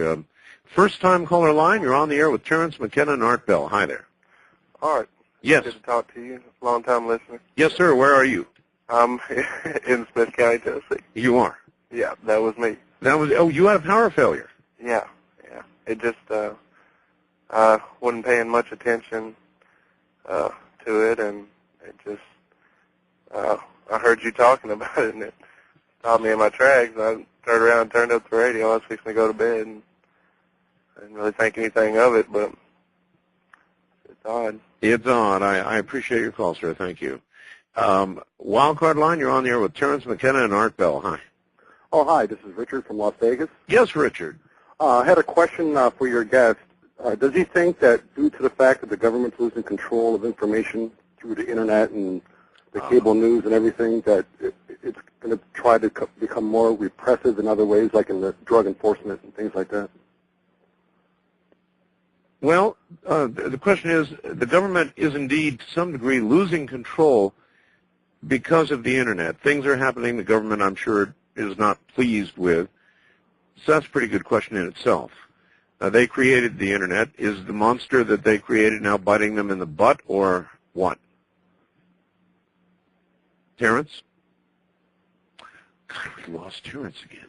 Wow, I'm still here. How's Las Vegas? I haven't lost power yet. You haven't lost power yet. Have you seen it blinking or surging? No. In fact, I've been surfing the net listening to you, and I haven't had any problems, except when your phone lines go down, your website goes crazy, too. It does? Yeah. All right, sir. I appreciate the call. Thank you. Well, thank you. Take care. I'm going to have to try and get Terence back. Now, I have no idea why we lost Terence this time, because this time we didn't have a power failure. Every other time we have. Let me see if we can get him back here. It's just absolutely astounding. I'll actually dial him right now. I'm not going to break to dial him. Let's see. I'll even let you hear it ring. Here we go. Watch this. Hi, Art. You want to see? Maybe we should pack it in. What do you think? Hold on a sec. Tell you what, the next time it occurs, we'll pack it in. Okay, But I'm this, game. You know, this time the power didn't fail. You just went away. I don't know. On this end, it sounded just like all the others. Now we appear to have not such a hot phone connection either. Do you hear that? And it's the same for me. You want to call back and try again? Let's bear with it for a few minutes and see how it does. Boy, Y2K, here we go. Yeah, if this is general, I mean, it's 2:30 in the morning where you are. The load on the system is very low. It shouldn't be happening now. That's exactly right. East of the Rockies, you're on the air with Terence McKenna, I hope. Good morning. Good morning. Where are you? This is Mike from Cleveland. Yes, sir. I just called to tell you that this morning, around 3 o'clock in our time, we had a couple of flashes, and about 5, our power went out. And they gave us this, I don't know, it sounds kind of screwy to me. They were saying because we had a light rain shower and hadn't used, or there was salt, and the salt had caused some 50 telephone poles to catch on, electric poles to catch on fire. And there were So about that's what they 65,000 people out of power. 65,000 for 2 hours? Yes. Uh-huh. Longer than that in some cases. Well, this is beginning to seem to be a pattern to me. That's what I was thinking. That's why I wanted to get on the phone and call you. Well, welcome to the new millennium. Yeah, early. Late loose. Yeah, appreciate the call, sir. Thank you. West of the Rockies, you're on the air with Terence McKenna and Art Bell. Hi. Hey, guys. This is Eric from Los Angeles. Yes, sir. I really like your show, Art. Thank you. Thanks a lot for everything. I was just wondering, are you guys going to go see the new movie Matrix? The premise of the movie is a combined nanotechnology, biological hallucination that everyone has more control over their illusion. It should be interesting. But my question is for Terence. Terence, through all your interdimensional traveling, do you have any concept of what the afterlife for you would be? No, we've discussed this here in the last 24 hours, and I was shown to be inadequate. I have noticed in virtual reality that sometimes the landscape builds out ahead of you if you have good processors and you can actually watch the landscape springing into existence. Yeah. I can sort of imagine the end of life is like that process in reverse. You know, just more and more is subtracted, and my ketamine experiences have convinced me that a consciousness without a body is an entertainable idea. Mm-hmm. Consciousness without a body is simply like the volume of your mind turned up until it's all there is. Yeah. And then I can imagine just unfolding into thought without a spatial locus. But does that go on forever? That's a little hard to feature. Of course, nothing that we know of goes on forever. So to imagine that when you find out what lies beyond death, you found out what eternity is, maybe that's why we come back. Death. Maybe that's why we maybe reincarnate. Do you believe in reincarnation? Well, if reincarnation occurs, it's a way of getting away from this paradox of eternally existing as a conscious form in some other dimension. Yeah.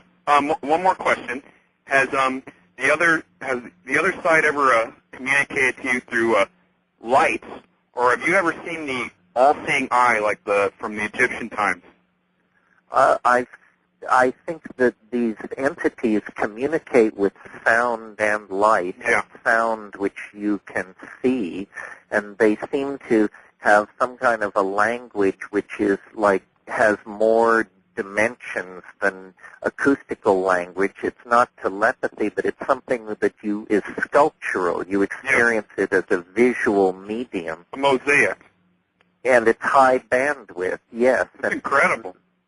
We could be on the brink of engineering something like that as a human mode of communication if we could unleash psychopharmacology and really understand what's going on. It's really, we live really in incredible times. Do you think all these these prophecies and all these things set in place from the past are ways for us to actually be moving into this new dimension, this new paradigm. Well, we're at the end of a 1,000-year period, and we're at the climax of the agenda of modern science, and we're moving off the planet, and we're going digital. There are so many transformative tendencies in play that I think you would have to really be resisting the tide to not see that we're ready to make some kind of leap. It's incredible. I mean, I really see that this paradigm of thought is overtaking the old paradigm, and the old paradigm needs to firmly hold control. And I just think we just keep what we're doing, keep doing like with our show. Everything's going to be all right. Everything's going to be all right. And that's not through rose-colored glasses either, Art. All right. I appreciate the call, sir. Okay, Thank you. bye. Take care. Here's one by email. Somebody wants to know, and I really am not sure myself, wants to ask you your opinion on Tim Leary's work with prisoners and the reasons his findings were suppressed. What do you know about that? I don't know a whole lot about that. I assume this refers to Vacaville. What I know is that there was a whole wing of Vacaville in the 60s that was basically a CIA laboratory for experimenting on controlling and programming people with drugs. What Tim Leary had to do with it, I'm not a historian of his life. I couldn't say. I do think that Sirhan passed through that facility. So did Charlie Manson. So did General Sin Q, the character who led the Symbionese Liberation Army. Remember them? Oh, yes. And so there was, it's well documented that there was CIA interest in all these things. Recently, you probably noticed Dr. Sidney Gottlieb, who ran that MK-Ultra program, he died recently. I heard that, yes. Yeah, he took a lot of secrets with him, I'm sure. What would you imagine would occur to somebody given LSD, unsuspecting, totally unsuspecting given LSD? What would Well, it depends on, again, the circumstances. If you were out in public, I think most people would lead to the conclusion first that they had been poisoned, and then a few minutes later that they were losing their mind. And I think it's, one of the most fundamental violations of a person's dignity to give them a drug without discussing it with them and them being fully consensual. Boy, do I agree. There is no more fundamental invasion of privacy than such a thing. William Burroughs once said there was only one commandment, and it was, "Thou shalt not blow pot smoke in thy pet's face."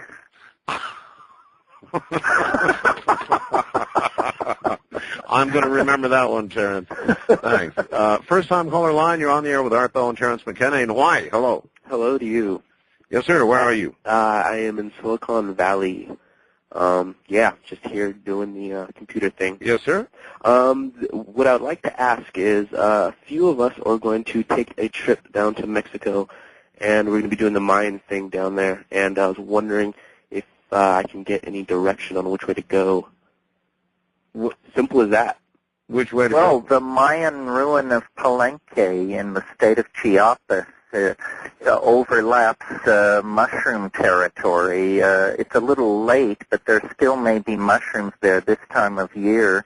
That's a beautiful ruin. Uxmal in the Yucatan is a beautiful ruin. If you get down to Belize, Xanantanich out in the west end of the country, those are my favorite ones, and Tikal in Guatemala. But Palenque in Chiapas is the gem of the Mayan archaeological site. Way down south. Can you go that far down south, caller? Yeah. Well, we just got back from the Andes, and that's all we do is hike in the mountains. Yeah, well, the Sierra Mazateca behind Palenque is some of the most rugged country in Mexico with some of the world's deepest caves. But, of course, there's political problems back in Mexican army is leaning on the Indians pretty heavily, so you want to know your turf. Did you find any problems down there when you were there in January? Not at the ruin, but in the mountains, which begin immediately behind the ruin, all bets are off. Huh, I gotcha.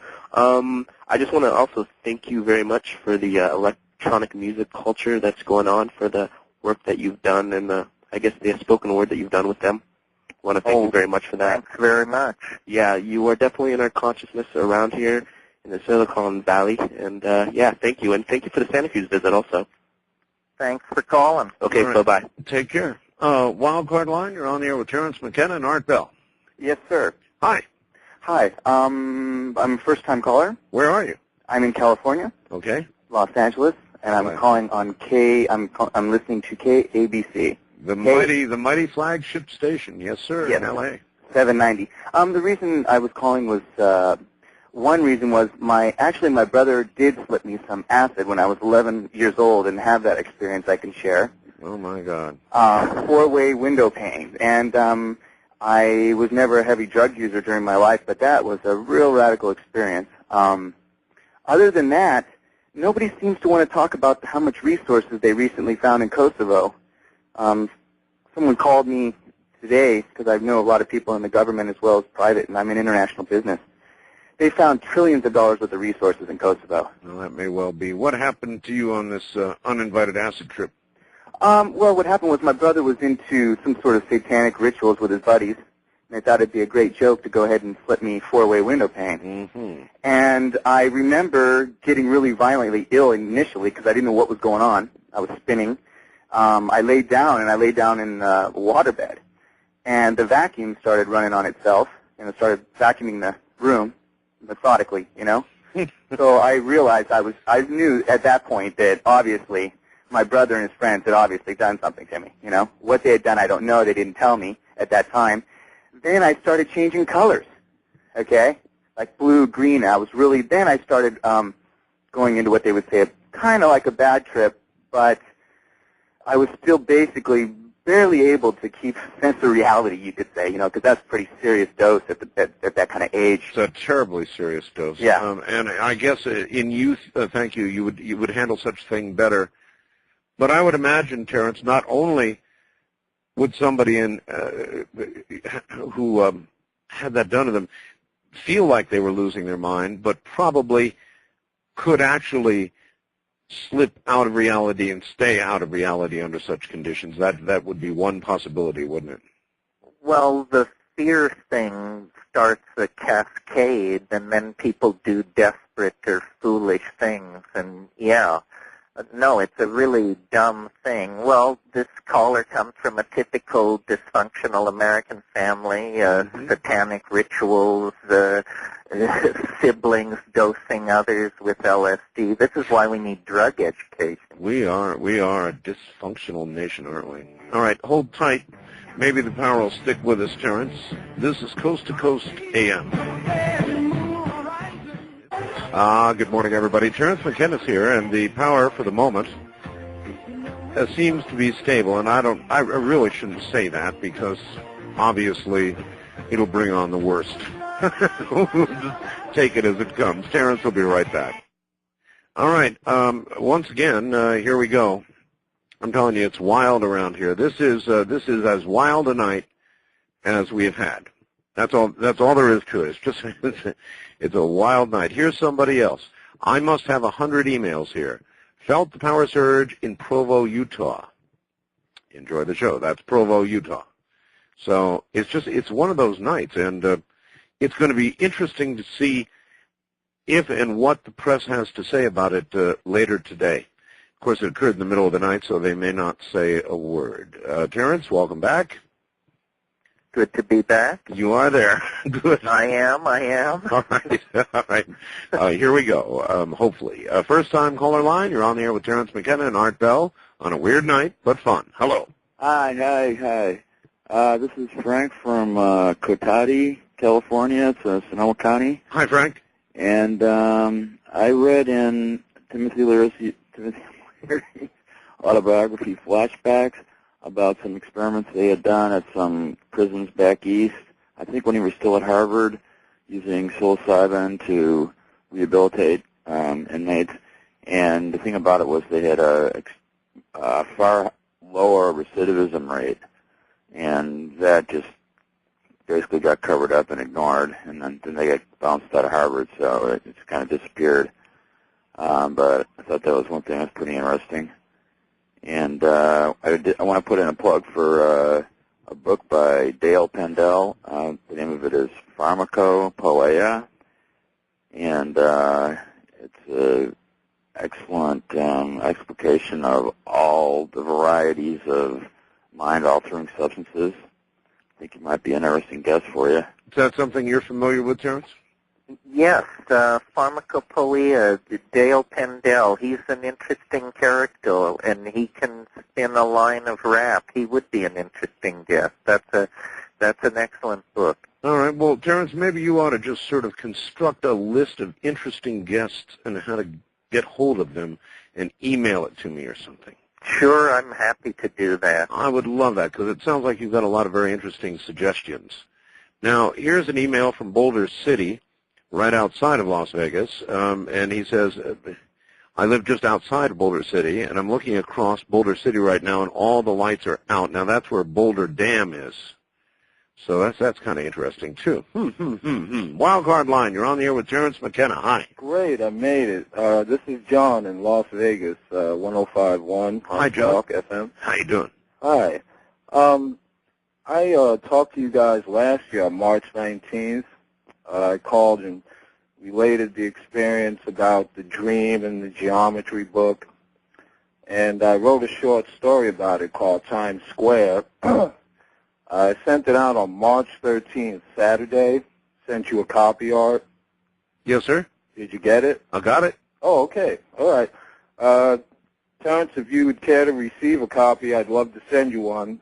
If you yeah, go to my website at levity.com, and my email button is right there on the Terence McKenna page. Well, I'm not really wired, or I don't have a computer. Go to a library. Right, but this involves 11 pages with color scans and stuff. I don't know if I can send that out that way. Well, actually, if you go to that website, my P.O. box is there, too. Okay. All right. Okay. I'm not computer literate. All right. Well, listen, I'll tell you what. We'll even do you another favor. Why don't you give out your P.O. box, Terence? Sure. It's P.O.B. 677, and the name of the town is Honau, Hawaii 96726. So that's Honau, Honau, Hawaii 96726, and I'm P.O.B. 677. Post Office Box 677. Spell that town one more time. Honau. Nau. That's a weird name. And you pronounce that? Honau. It must have taken a while after you moved there to get that down. Oh, well. Or did you name the town? I mean, is it... No, it's a lifetime struggle for the poor Howley to be able to pronounce Hawaiian even closely to correct. Yes. East of the Rockies, you're on there with Terence McKenna and Art Bell. Morning. Good morning, Terence, and good morning, Art. Yes, sir. I went through Vacaville and another state mental institution in California. They have used those mental institutions not only for programming, but to destroy any political prisoner that they deem a threat to quote-unquote society. And then when were you in Vacaville? I was in from 91 until 94. So that was well after all these things that were charged about the 60s. But I'm sure, all this work goes on. I mean, these, as Art said, these black budget agencies wouldn't be fulfilling the taxpayers' mandate if they weren't pursuing all these horrifying technologies and possibilities. This is always the argument. Yes, they continually do their little tricks and tricks of the trade. I was very aware of it due to some connections that I had prior to going in, and that's one of the reasons that I was in. And they, in fact, held me 6.5 years illegally without due process of law.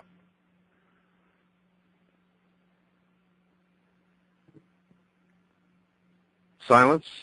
Are you there? Well, I'm just wondering how much of this goes on that we don't hear about, you know. I mean, we have a tendency, you and I mentioned it earlier, to expose the sins of 25 years ago, but what's going on tonight? You know what, Terence, I wish that I believed that we had had some great transformation, that we are now this moral, ethical government that we thought we had years ago and now have found out, of course, we didn't have. But I don't think anything's changed. I think the players have changed, and I think 25 or 30 years or 50 years from now, we'll find out all the crap we're doing now. I'm sure that's true. I mean, I think it's a very cynical game. Anybody who thinks we emerged into the light with Watergate or something like that just has bought a very obvious establishment line. Here. West of the Rockies, you're on the air with Terence McKenna. Hello. Hello? Hi. Is that me? That's you? Oh, hi. Hi, where are you? I'm in beautiful Vancouver, BC. Vancouver, all right. Yeah. Wow, I can't believe I'm on here. Gee, well, it's really a treat to hear you're on the air again there, Terence. Anyway, one of the things I wanted to ask you is about specifically DMT, and I've read most of your books in there. Amazing. The connection, the possible connection, has there been any more, have you looked into, or has there been any more research into the possible connection of the tryptamines being a connection to what was known as soma, or what we know as soma from writing or the illusion mysteries? Continues, you know. I mean, there's endless discussion about what was this fantastic hallucinogen that inspired the writing of the Vedas. Let's see, in a recent issue of Eleusis, Jonathan Ott reviews all theories, including my own, and finds mine inadequate and everybody else's as well. I think it's pretty clear it was psilocybin. Some people want to say it was Amanita muscaria, but Amanita muscaria is an unreliable and sometimes dangerous intoxicant. If it was neither a psilocybin mushroom nor Amanita muscaria, then the candidates are not very promising. So this is an area that needs to be looked at. It was all regarded as settled and that Watson had figured it out, but now we know that there was a lot of evidence that's come to light since he did his work that pushes the argument in new directions. I talk about this in Food of the Gods. There are 2 chapters related to soma. Yeah, I was asking if there was anything new has come to light since then, or it was. Well, Giorgio Samarini, who studies Iboga cults in Gabon, told me that in the inner mysteries of these Iboga cults, there is mushroom symbolism and the use of the colors red and white.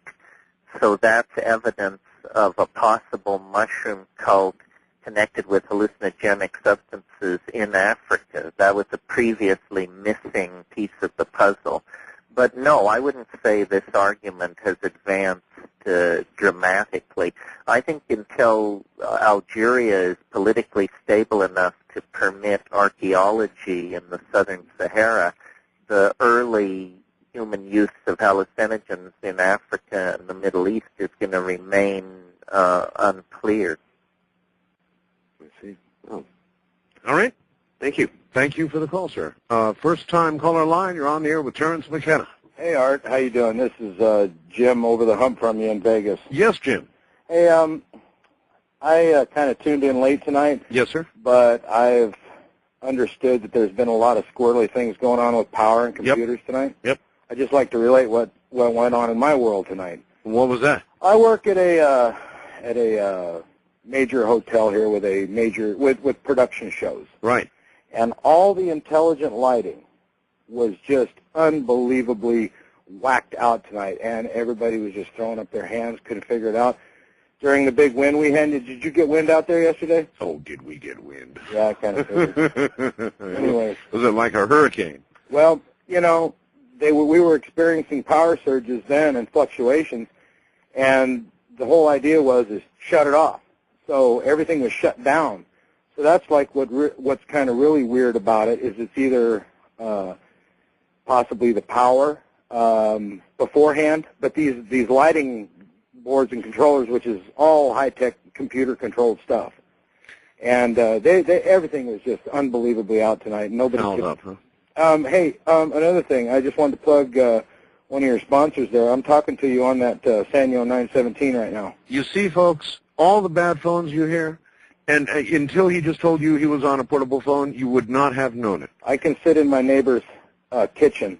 I hear you. And actually, you know, I don't have that external antenna or nothing, but I can get about a quarter of a mile away. I know. But, hey... listen, I appreciate it, sir. I got to scoot, but thank you. And there is no better advertisement than proof here on the air.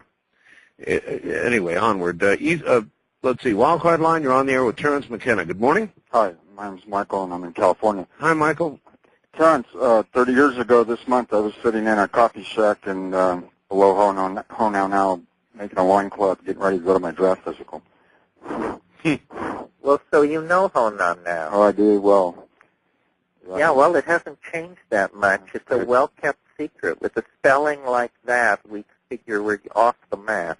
I love Captain Cook, the whole area. Something additional to the DMT lore, I was thought of the Sleeping Beauty, of Kiss the Frog, and turned him into a prince. Right. Well, you know the Toad DMT source, right?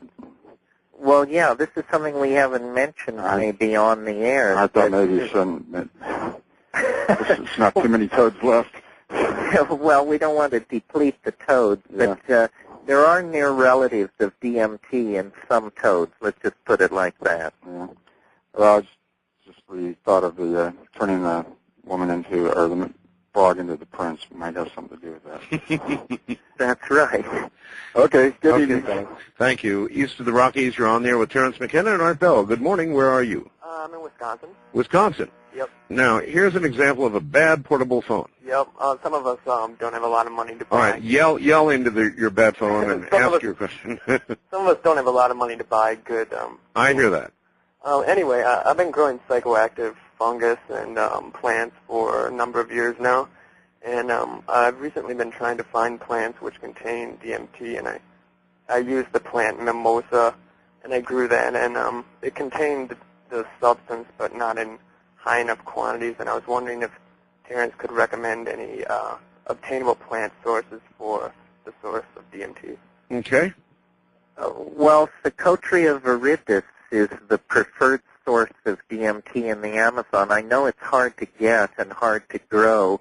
The Mimosa hostiles and the Mexican conspecific species, the name of which escapes me because it's so late at night, those two in the root bark are pretty competitive. There's also Anodonanthra peregrina variety Sibyl. The seeds of that also contain a fair concentration, in fact, a high concentration.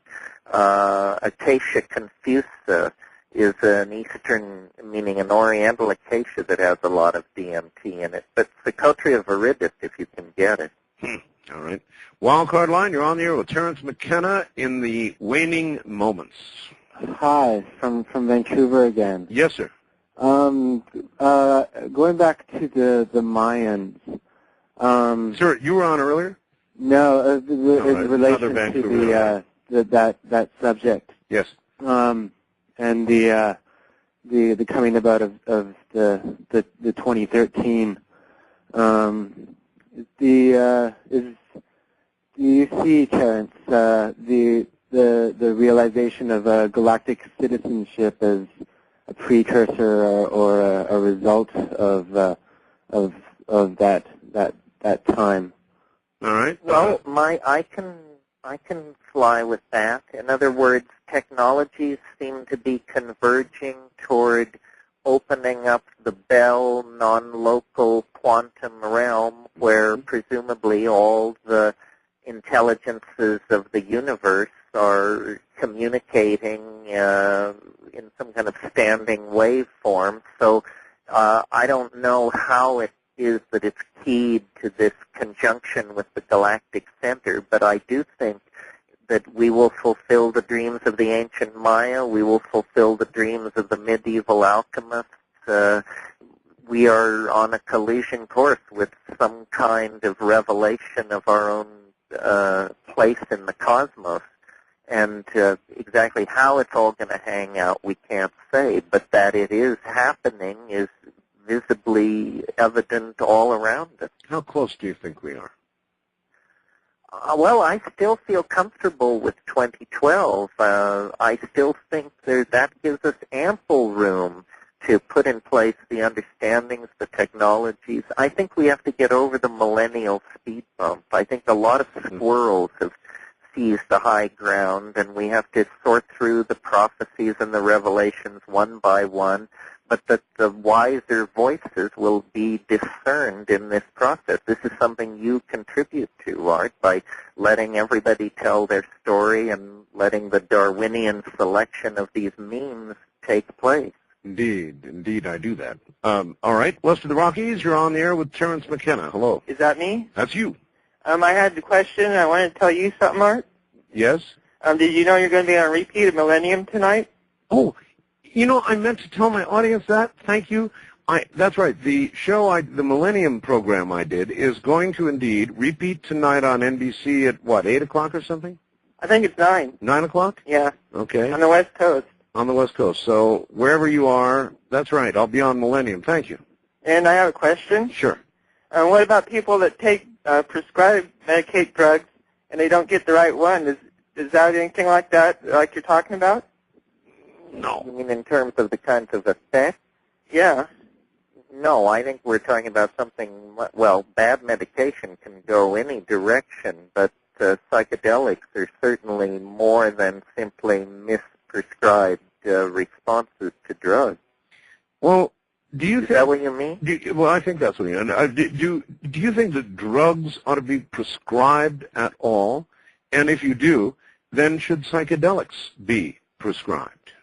Well, see, we don't have any place in our culture or our medical practice for the concept of self-administered recreational drugs. Our culture sets us up to think drugs are for sick people. No, I know, but I mean in some greater future that we might sit here and imagine for a moment. Well, I think we're going to see psychedelic-assisted psychotherapy, and in fact that already flourishes in an underground form, sure. So that you could see it go that direction. In other words, there would be legitimate use, legitimate prescription. You would go to the doctor and you would say, I'm depressed. I'm in a unrecoverable state of depression or something, or I'm whatever. And they would prescribe something that would literally alter your perception. Well, the cure rate of chronic alcoholism with one trip of LSD in the early 60s was 50%. 50% with one trip, yes, at the Saskatoon Mental Hospital in Saskatchewan. All this was published. Now, but where, and why don't we read about it now? Well, because once LSD was demonized, the idea that it might cure addiction to the drug of choice of the culture just contained too many contradictions for the scientific and medical establishment to want to plow ahead with it, you know. Terence, we're out of time. As always, listen, thanks on a really rough night for hanging in with me through all the bumps in this road. It was whitewater training, Art. We'll do it again, of course, one day. Thank you, Terence. All right, good night. Good night from the desert to paradise. That's it, folks. That's all the time we've got tonight. We really have a wonderful lineup of guests coming up, and you can see them on my website right now, assuming the power holds.